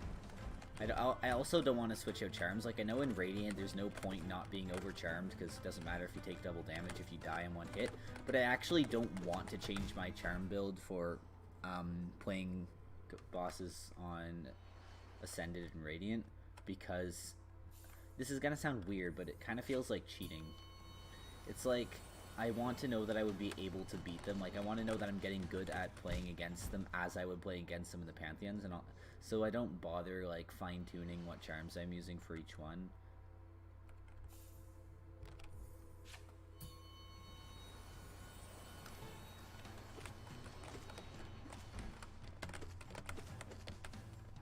Oh, dude, that was close.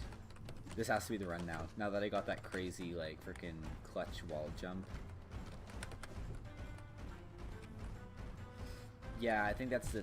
Oh, come on. I thought I turned around. Yeah, it's because you underestimate the boss. That's almost definitely a part of it.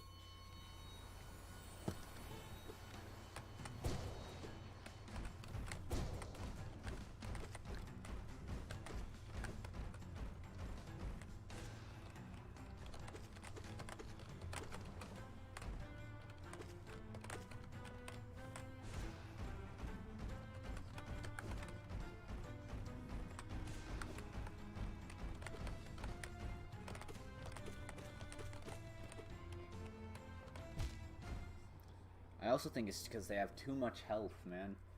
I'm gonna come back to this one. It's just not fun. Let's try Venge Viking.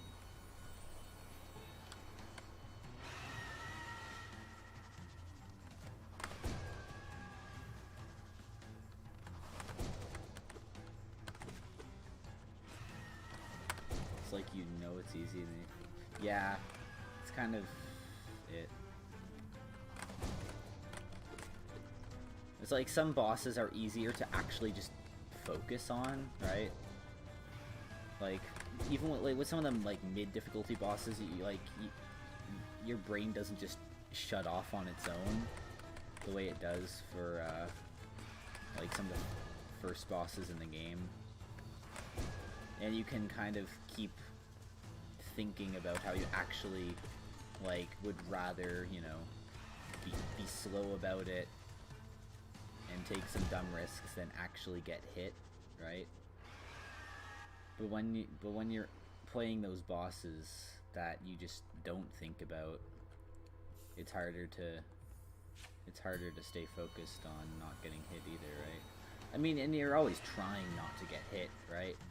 But I guess there just still is a fundamentally different way that you play it.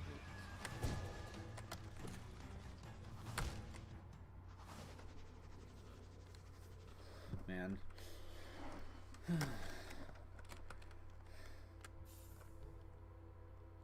Try Moloch. I guess someday I'm gonna end up trying to get all Radiant bosses.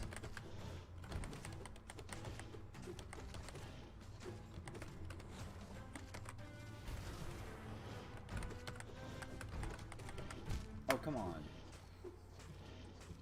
Basically alternate. Yeah.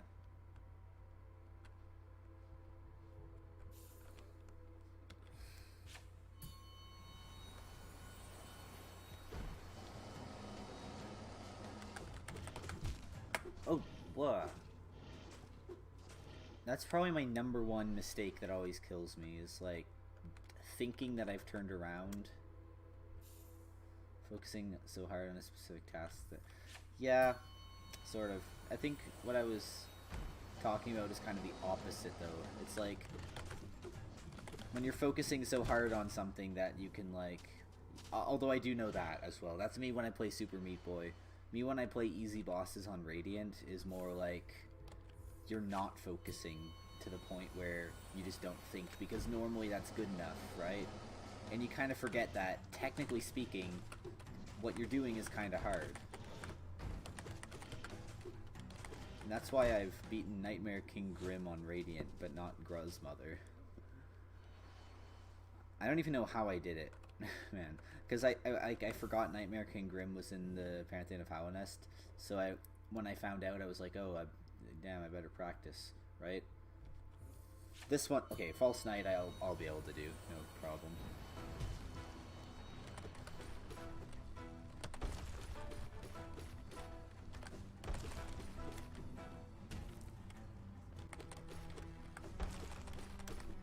Not to say that I could beat any really difficult boss on Radiant. I think it's more like Nightmare King Grim is more of like a learning curve.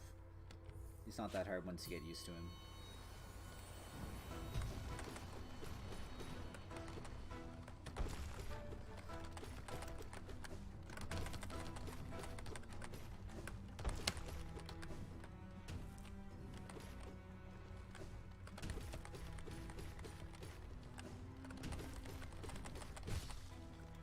Trying to get out of the habit of spamming X, because technically spamming X is slower than oh no, I tried to do the down dash slash. That's a trick that I don't think I've seen people use before, but if you're ever out of range of an attack, you can hit it with dash slash, but you're too close. You can try dashing downwards if you have Dash Master, which I always have just because I've gotten so used to it. Party games like Mario Party or Fall Guys, I probably would be, and I mean, this is gonna sound cheesy and kind of cringe, but I just don't really have that many friends to play with. I do have some friends, I just, I don't know.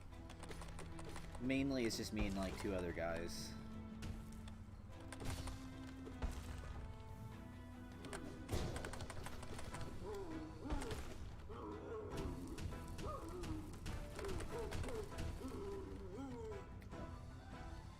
Gonna, you know, feel sorry for myself all the time.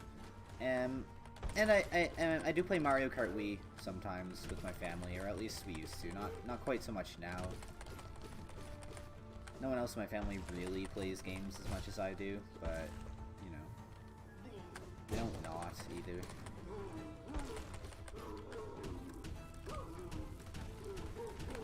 Mario Kart Wii is probably my go-to party game, though. It's not Steel Soul. Yeah, it's I died earlier, and I don't want to start again now. I died, of all places, in the crystallized mound where you get Descending Dark.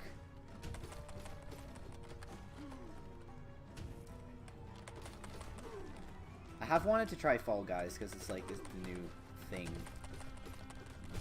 I died earlier in Steel Soul, so now I'm just, I guess, doing other stuff. Yeah, let's go. Radiant False Knight. If you're bored and want to watch a Steel Soul run, you can. Yeah, Mario Kart Wii, man. It's like, I am the age where you have like mega Wii nostalgia. So I really enjoy Wii games. I also just think a lot of them were pretty good. Mario Kart Wii especially.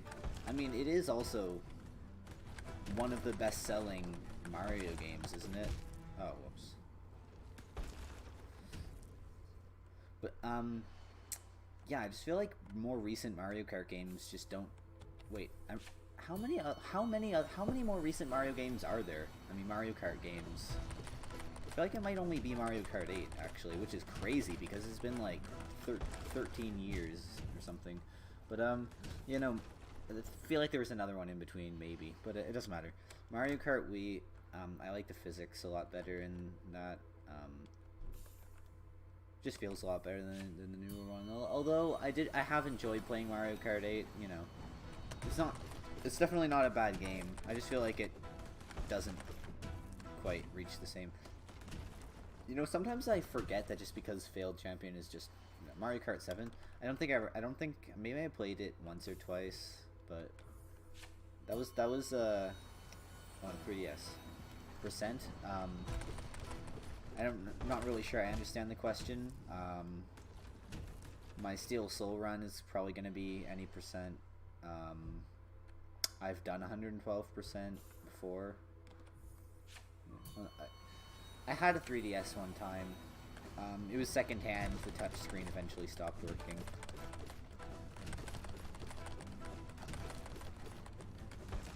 We were planning to get it fixed, but then I realized I really wasn't that attached to any of the games I had on there. I had one of the Pokemon Mystery Dungeon games. That was fun, I guess. After a while, I realized, though, that, like, I wasn't actually that good at it. Some of the later levels were just completely messing me up. Mario and Luigi Bowser's Inside Story, that was good. I technically never beat it. I got stuck on Dark Bowser because, which is the final boss if you haven't played it. I got stuck on the final boss because that's when the touchscreen stopped working and I never beat the game.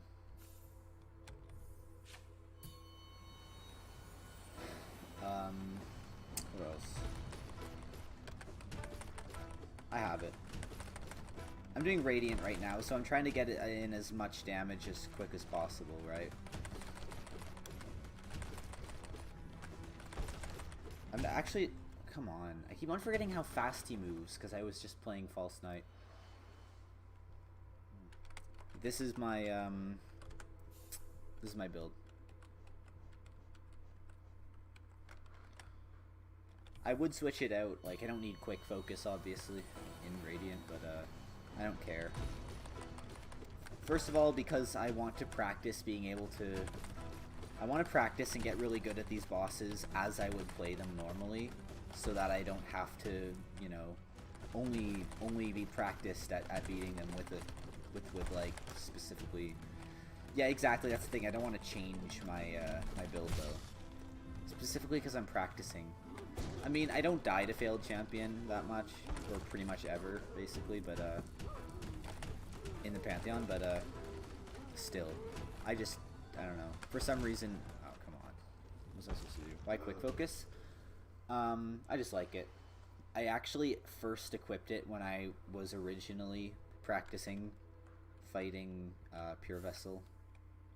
Just because, you know, when something does 2 mask damage, but gives you, like, really short chance... Yeah, hit the hay now. Okay. Have fun, bye. It's alright. You probably won't miss anything. Just me being bad. Yeah, I just like quick focus because I get hit a lot. And, you know.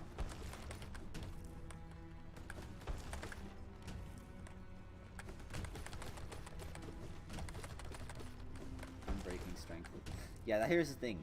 I'm not confident enough to overcharm normally, even though it doesn't matter on Radiant. And again, I'm trying to get used to being able to beat these bosses with my regular build. That's why I feel like I want to beat all these bosses on each difficulty in the Hall of Gods with the same build I'd use for the Pantheons. And so I wouldn't overcharm on the Pantheons because it's not good enough. I know strength is really good. And honestly, I could switch it out for a quick focus, I guess. I don't need it that much for the most part. And I guess maybe just getting in enough hits not to have to heal as much before you finish off the boss anyway might be nice. But, I don't know. I'm not really in the mood for experimenting right now.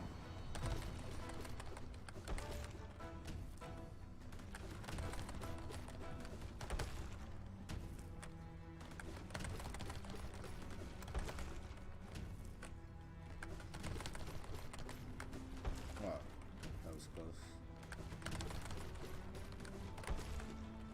What really gets me about Radiant is the health the bosses have.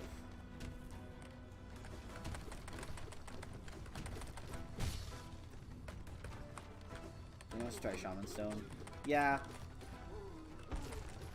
It's just, I don't know. I don't really feel like removing any of the charms that I actually have right now.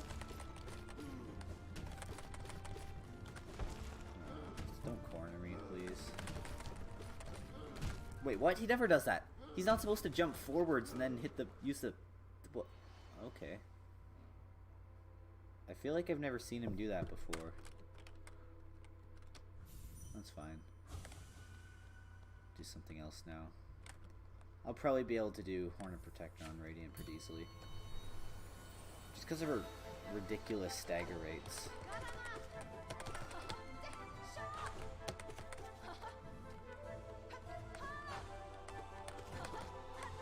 Unless the stagger rates change with difficulty. It doesn't matter though. Oh, they don't. Haha. You're dead. Still have to be careful though.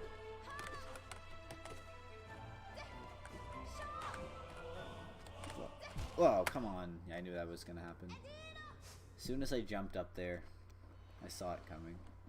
And I was powerless to stop it. I've obviously done Massive Moss Charger on Radiant.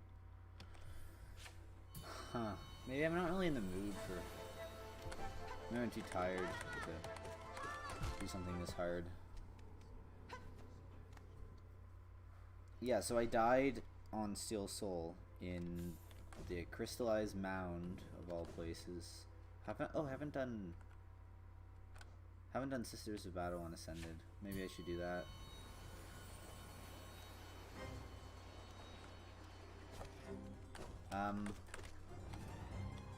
Massive Moss Charger Radiant. Hardest thing I've ever done in my life. No, that's the thing. Massive Moss Charger is literally no harder or easier on any difficulty because you just stand there and just spam X and win. But yeah. You know, eventually I'm gonna want to have all bosses Radiant, so I might as well do the ones I can do and get them out of the way, right?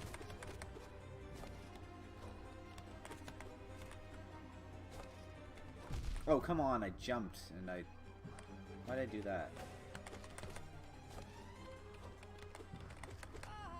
I think it's because I forgot that you can look at how high they are on the wall to see what direction they'll throw the thing in.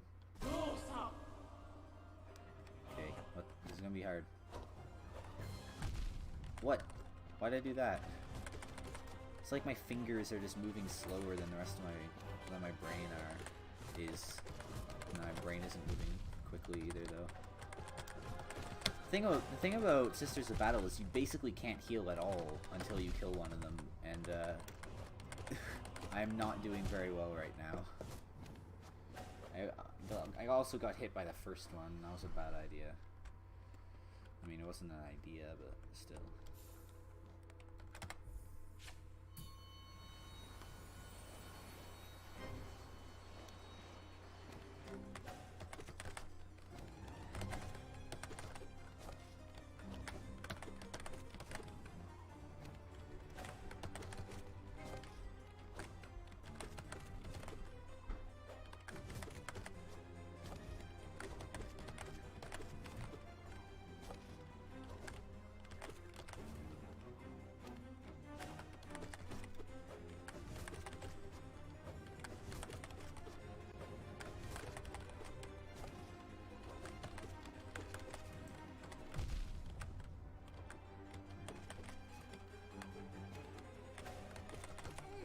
I feel like Mantis Lords and Sisters of Battle are one of the fights that really makes you appreciate the animation in this game.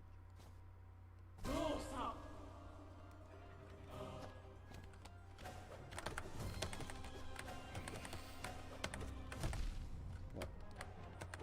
I don't even know how I got hit there.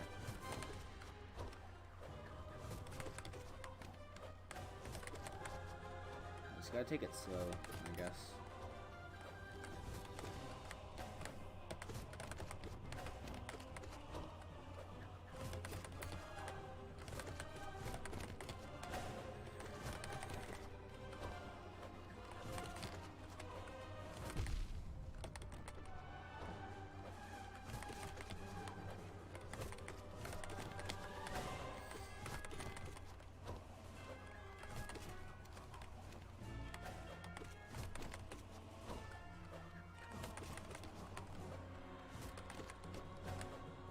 Man, stop to read that.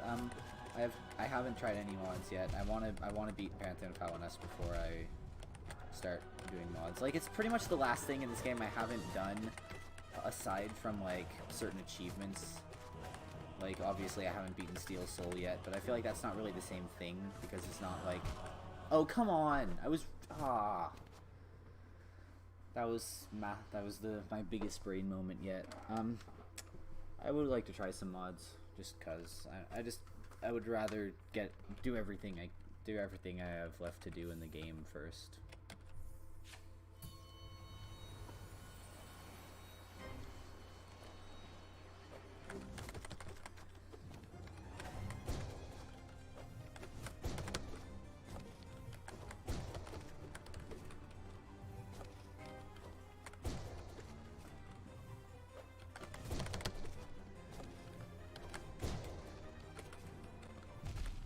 How'd I get hit there?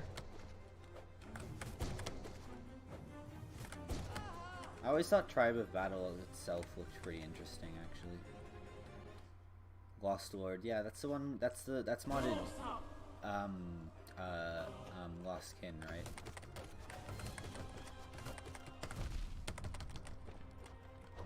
I've seen quite a few modded battles so far.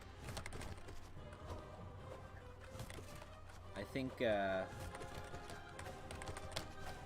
think probably Tribe of Battle has been one of the coolest looking ones. I don't really remember what Lost Wood looked like. Maybe that one was cool as well, though.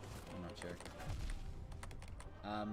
Some of them I thought just looked kind of over the top, ridiculous. Like Mantis Gods kind of just looked kind of dumb. It's like, wow, what if we made it even faster? And it turns out the way they beat it is just by spamming Descending Dark because there are so many hitboxes all over the place with all the mantises flying around that you can just keep whacking them to get soul and then get the iframes from Descending Dark.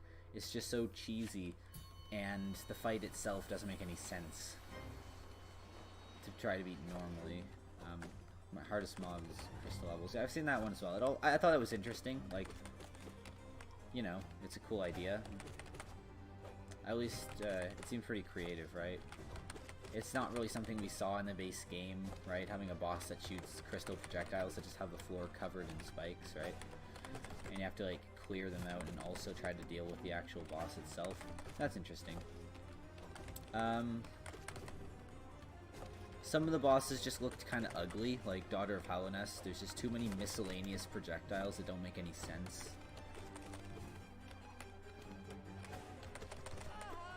And the way they move just seems unnatural.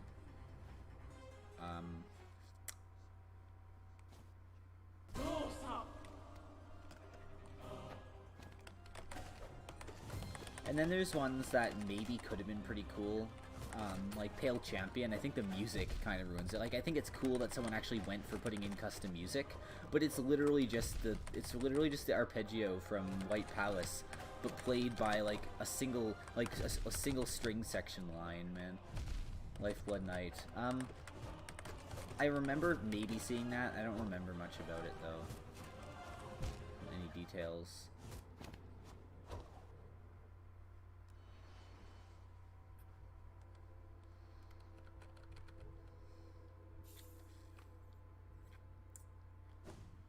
But yeah, I feel like maybe if I ever try my hand at modding and making a different boss, maybe I would try making some custom music, see if I can do it a little bit better.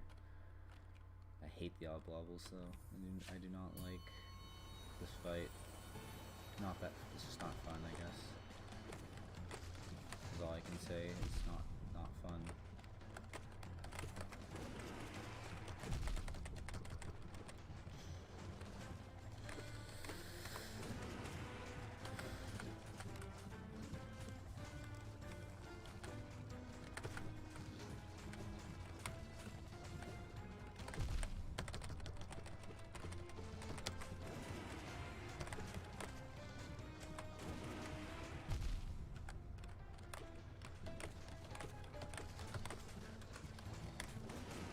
I guess maybe damage tanking and just trying to output as much damage as possible might not be the best way to do these on Ascended where they have more health, but whatever. Ugh. Maybe I just don't really feel like doing anything right now. Might just end the stream. Oh yeah, I remember I did do a Crystal Guardian just because, you know, Crystal Guardian on Radiant is kind of free. All swords user in the Lost Kin. Huh, that would be interesting. I've given a couple of attempts at Sly Radiant before. I think I really should probably beat Pure Vessel at least on Ascended, just so I can, you know, be practiced enough to consistently beat it on in the Pantheon, because I don't want to die. I don't want to die to Pure Vessel, man. Yeah, Nightmare King Grim. I don't know how it happened, but for some weird reason, I was able to get Radiant on Nightmare King Grim, like the biggest mystery of my life.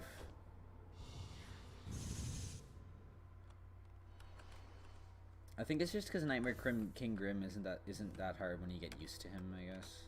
That's the only way I can say it. Like, it's just you get used to having a pattern for each of his attacks. I probably won't beat him this try, but...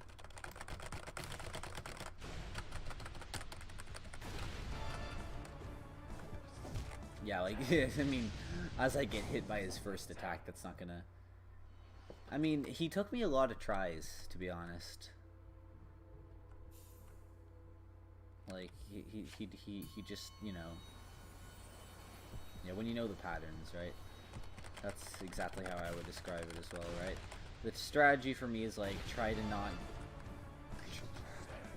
stay away from the edges. And just have a specific counter in mind for every one of his attacks, right? That's all you really have to do. Except, you know, I just tend to get impatient and try to hit him too much. I'm just gonna do Ascended for now, because why not? Because obviously Nightmare King Grim Radiant took me a lot of tries. I mean, I wouldn't describe it as easy.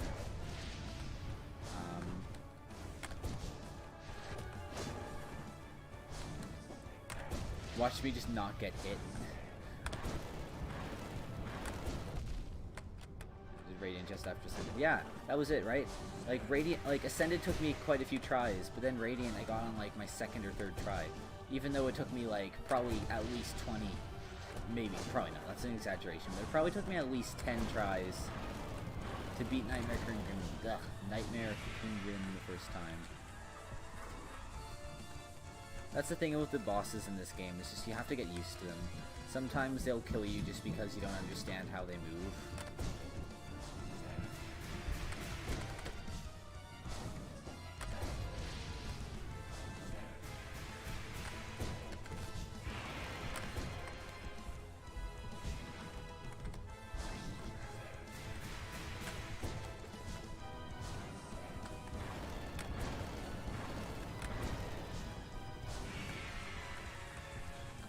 And he doesn't have that much health, right? Which is weird considering, first of all, but oh, stupid, whatever. Doesn't matter. The only boss you really dislike is Markov. Yeah, man. Everyone hates Markov. I hate him too. He's not fun.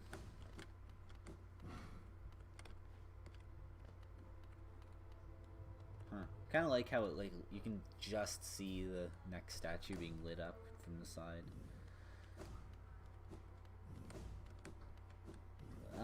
If I had to name bosses that I hate, I would say I don't like Soul Warrior just because he's boring and takes too long.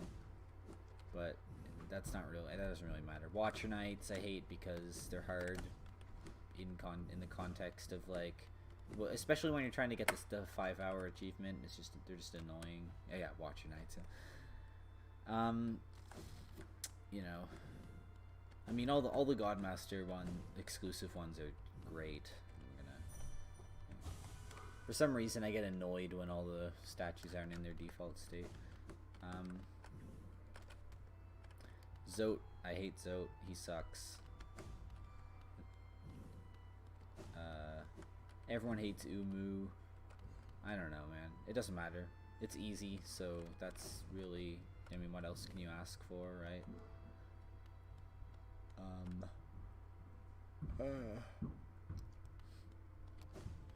I mean, Nosk, I don't, like, get that frustrated at Nosk, but I don't like how easy it is.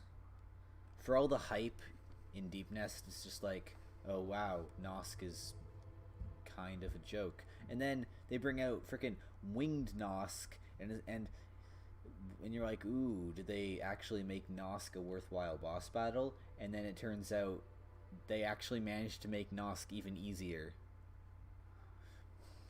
I don't know. Obblobbles, I find them annoying. I don't like them. But yeah, that's it, honestly. This game's boss fights are generally pretty good.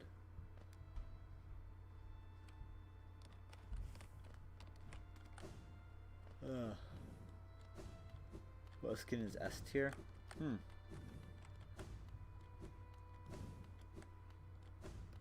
I don't know. Luskin never really stood out to me that much. I think my favorite boss fight of all time probably in this game is Pure Vessel. It's just so good. I mean, Nightmare King Grim's also great. Sly is pretty cool, I guess. I don't know. None of the Dream Warriors are that good, in my opinion.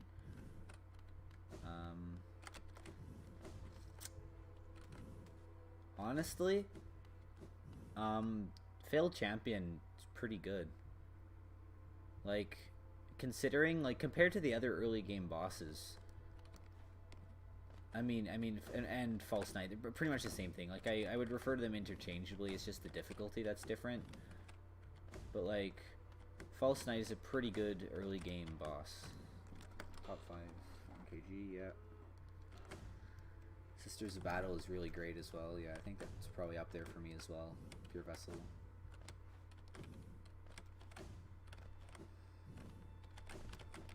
Lost Pin.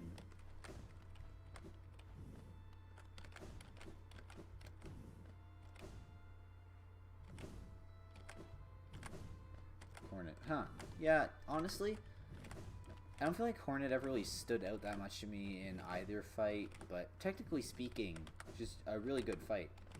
I guess there's just those ones that kind of fly over your head and you never really appreciate. I mean, me anyway, I never really appreciate how good they really are.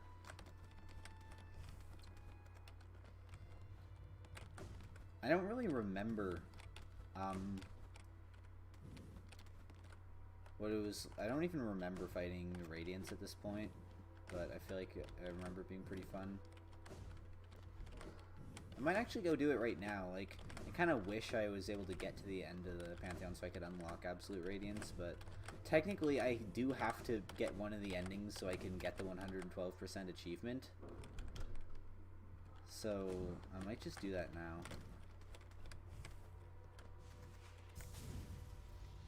Also so I can fight Radiance again.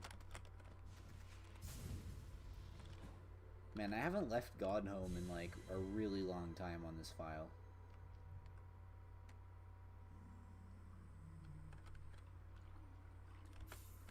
What's up?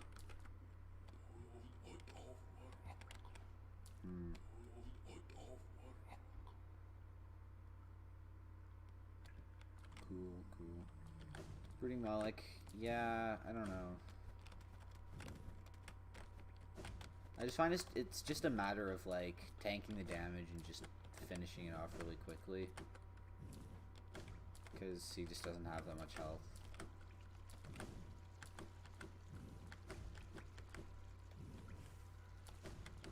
Not one of my favorite bosses, but you know. I wouldn't say any of this game's boss fights are like, you know, terrible by regular standards.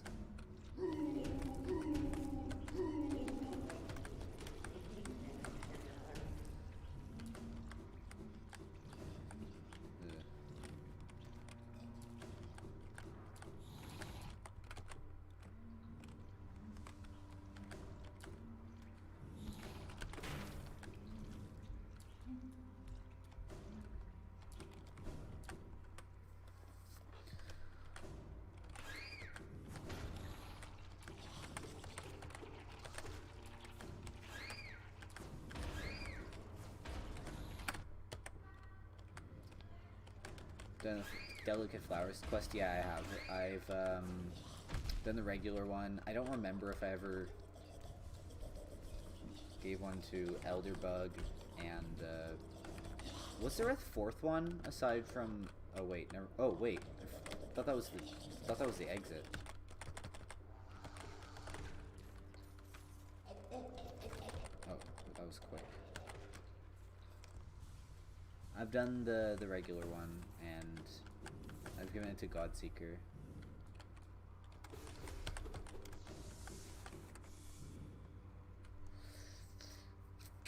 Right, I guess I just want to keep going right? That doesn't make any sense. Because then the exit should be right there.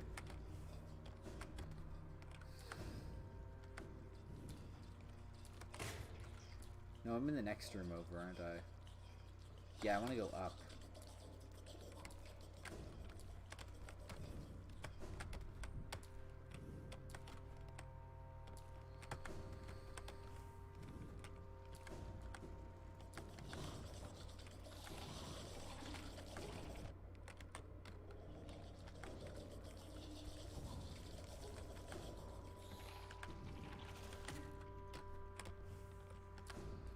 Countered Absolute Radiance? Nah. If I had, I would have practiced like a bunch. That's been my main goal for the last while. I haven't quite gotten there yet.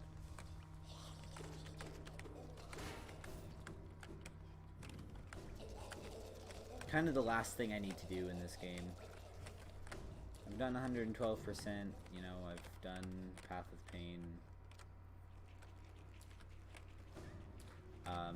I guess maybe someday I should do all achievements. I've done some things specifically for achievements. Like I got the 5-hour run thing. I don't even have a sense of how hard speed completion is, to be honest.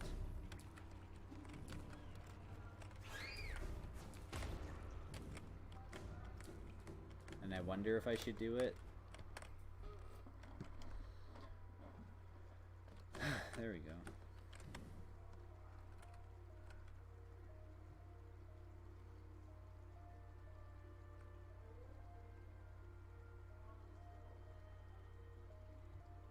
Okay, I guess we'll go to the King Station.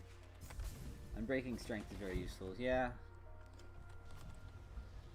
Yeah, and I've considered switching it for quick focus. And I might try a couple of runs with it sometime. Come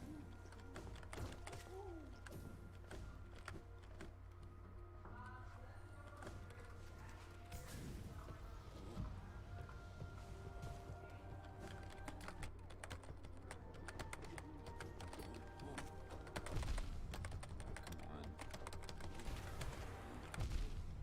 Whatever. See your build? Yeah. Hold on a second. I showed it earlier, but let me just, I'm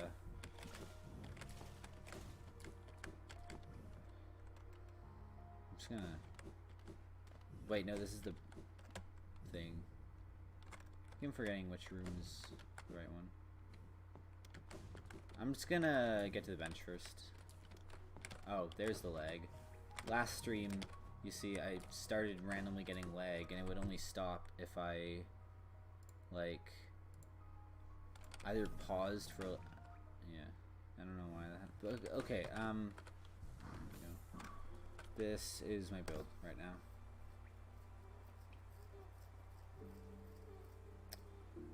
It's kind of like all-purpose, I guess. I don't know, for some reason I just prefer not to keep switching it around, so I have Dash Master for getting around more easily, but it does help somewhat with fights.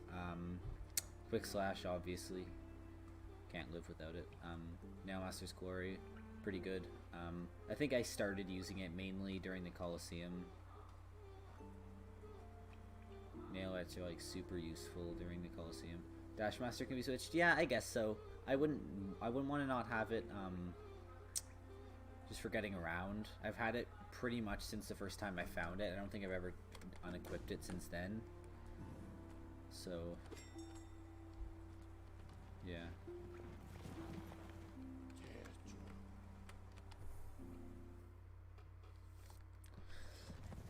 And again, it isn't exactly too bad for boss fights either.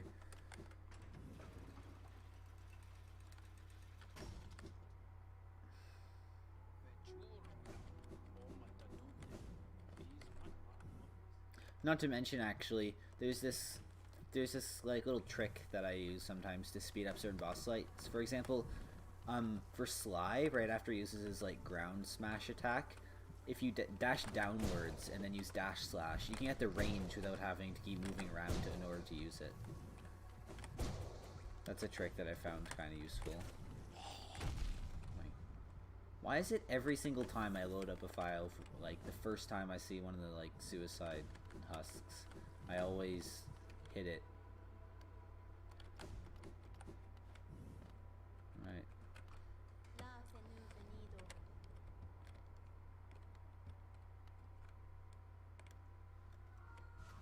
Alright, I guess we're gonna...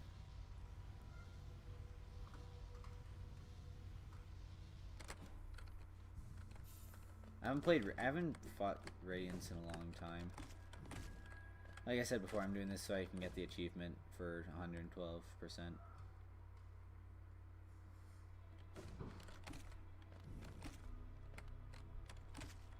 Sup.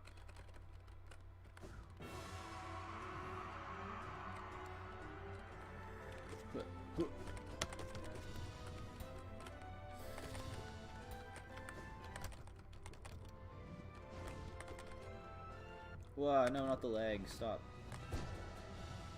Am I seriously gonna die to Hollow Knight? Nah, I won't.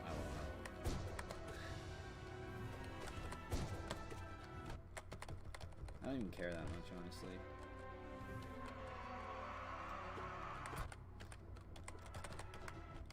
What am I doing, man? Something's up right now.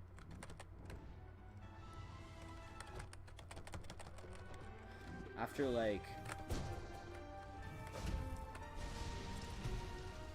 having done Pantheon of the Night and like having to like practice Pure Vessel until I can get like 3 attempts in a row without dying, just because I wouldn't have been confident enough to play the Pantheon if I couldn't do that. And what do you know? I was basically done, and then I die somehow to Hollow Knight. You know, my lack of skill at this game sometimes, I believe, has magical qualities, seeming to defy logic.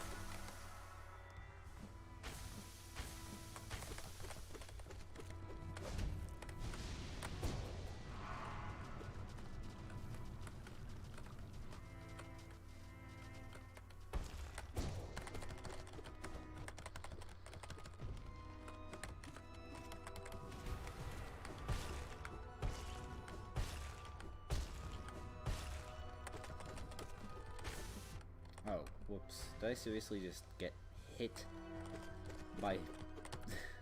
I'm not... Man, I need to... Oh, there we go. Okay, let's go. Get good!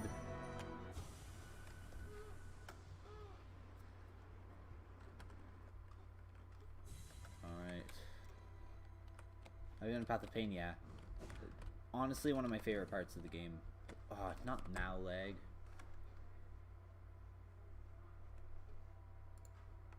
I'm gonna stop this,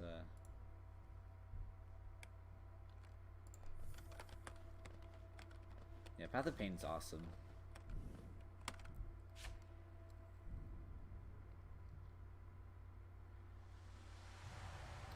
honestly, I think generally I'm more partial to like platforming type challenges than I am to like combat type challenges, just because I'm more good at platforming. At the same time, though, Hollow Knight just doesn't really get as hard platforming-wise as it does combat-wise. Like, honestly, like, objectively speaking, like, outside of just what types of gameplay I prefer or am better at, like, Pantheon of Hallow Nest is kind of objectively harder than, oh wait, can you not? I thought you could pogo off the Radiance.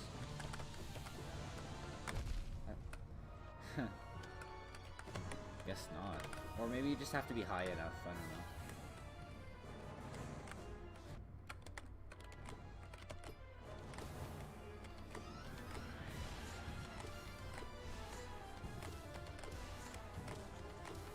Can I just say though, the Radiance's voice is among like probably my like top 10 favorite sound effects in games. Like, it's kind of a weird thing to like remember some of your favorite ones, but the sound effects for the Radiance like screaming is so like, it's like menacing in a really unique and original kind of way. I really like it.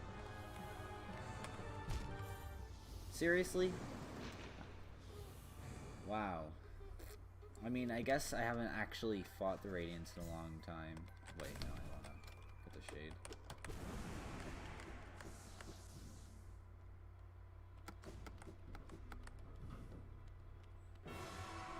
Oh. No, not now. Lagging again.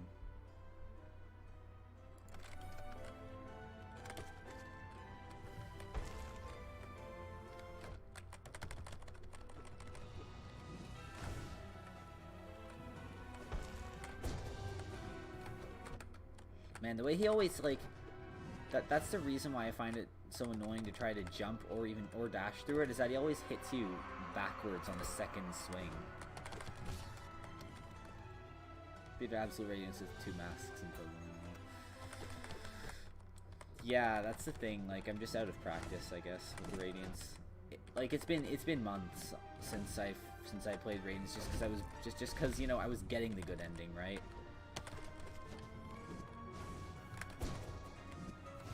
This time I just want to get the achievement, but I also haven't played Radiance in a while. And I was also kind of reminded by the fact that we were talking about our favorite boss fights, and I was reminded that I kind of had a vague memory of the Radiance being a pretty cool fight, but I didn't remember. So since I was planning to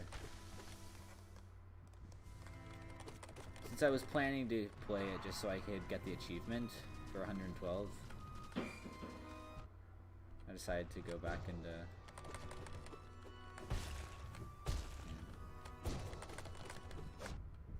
here's the thing, my level of skill is very much like casual, but I always end up forcing myself to like play some of the like most crazy parts of games. Like, whenever I like a game, basically I have to do 100%.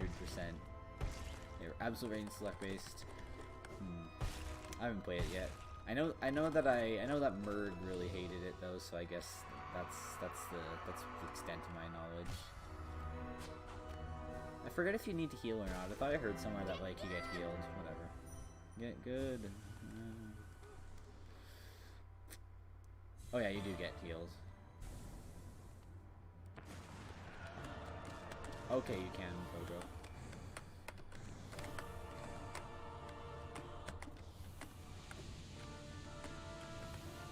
Oh no!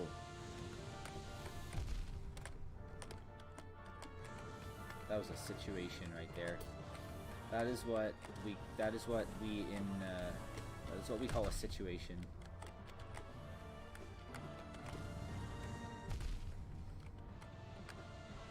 Oh no, that was stupid of me.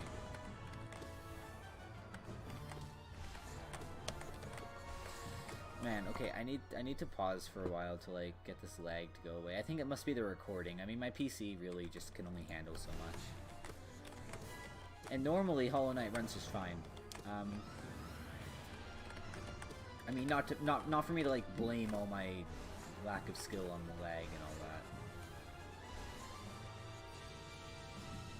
This was giving me problems earlier in the last stream as well, even when I wasn't really, oh, okay, no, that was a bad idea. I am a terrible panic healer.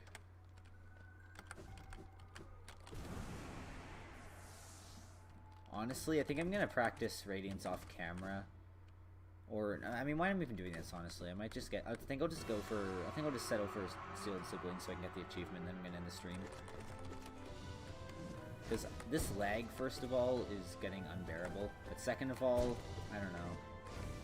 I'm kind of tired and I don't really feel like playing anymore. Feels like a natural point to end the stream.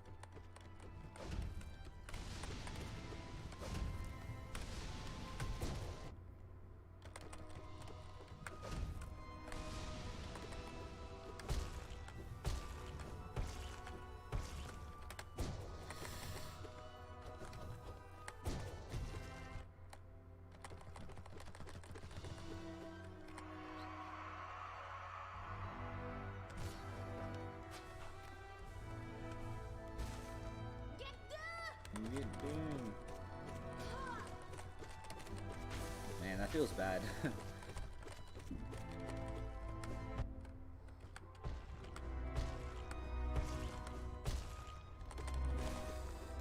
we go, okay. Oof, ending. Are you supposed to... Okay, never mind. Guess it just doesn't give you the prompt quite yet.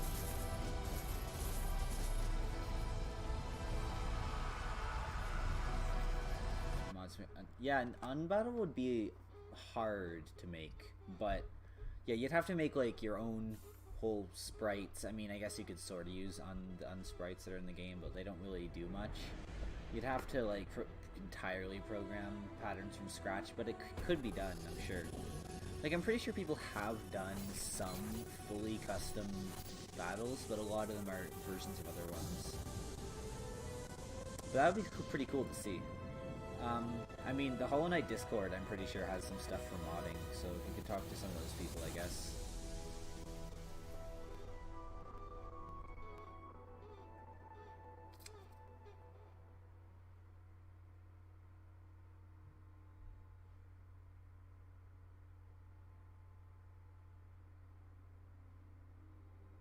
There we go. Alright, now I have the, what's it called?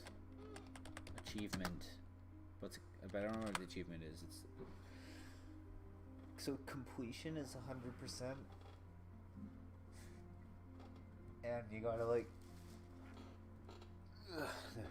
So completion is 100%. You gotta get one of the endings, and then some pure completion. That's what it is. Now I'll be able to get that. Then there'll only be a few things left to do, which will be Pantheon of Hollow Nest, then all bosses, Hall of Gods, Radiant. Then I'll just have to get some of the last few achievements. The hardest one's gonna be the one that's 100% Steel Soul. I guess that's the whole thing that's still ahead of me.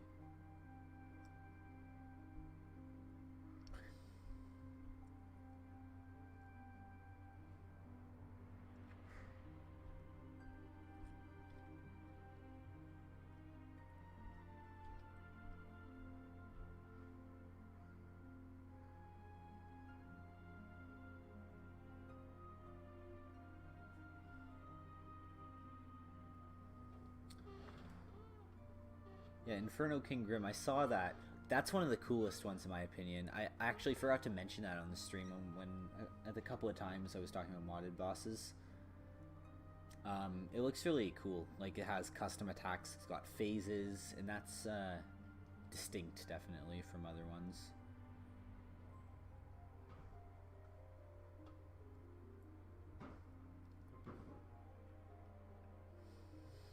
Like, some of them just seemed ridiculous. Like, they were just trying to think, like, what's the hardest I can make something with it still probably being logically possible? And even though a lot of them have been beaten by other people, I'd be willing to bet the creator of the mods probably never beat them. Yeah, to be honest, a lot of modded bosses are kind of bad, but some of them seem pretty cool. Like, Inferno King Grim looked pretty cool. Tribe of Battle looked pretty cool. Some of the other ones I didn't really remember that well, but...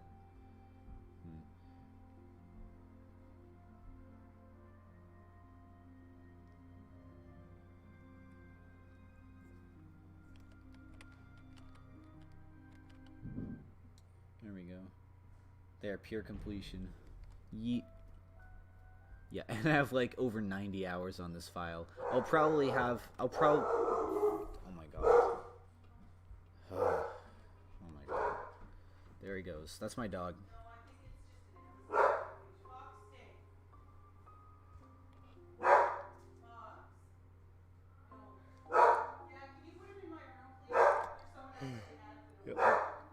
My dog loses it whenever anyone like comes near the house or anything like that. But yeah, I figure I'll probably have at least 100 hours on here by the time I actually this is just a copied file I made so I could replay Path of Pain, but so that's why I don't really have all of this time on both files, but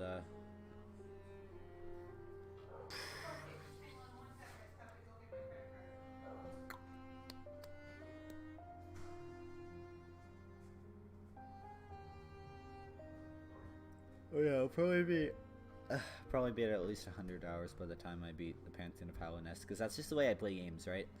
I don't really have the level of skill that a lot of other people have, but I still stick with it long enough to get to those points in the game, just because I'm playing stuff that's like way out of my league in terms of like, you know, what it would actually make sense for me to be trying to do.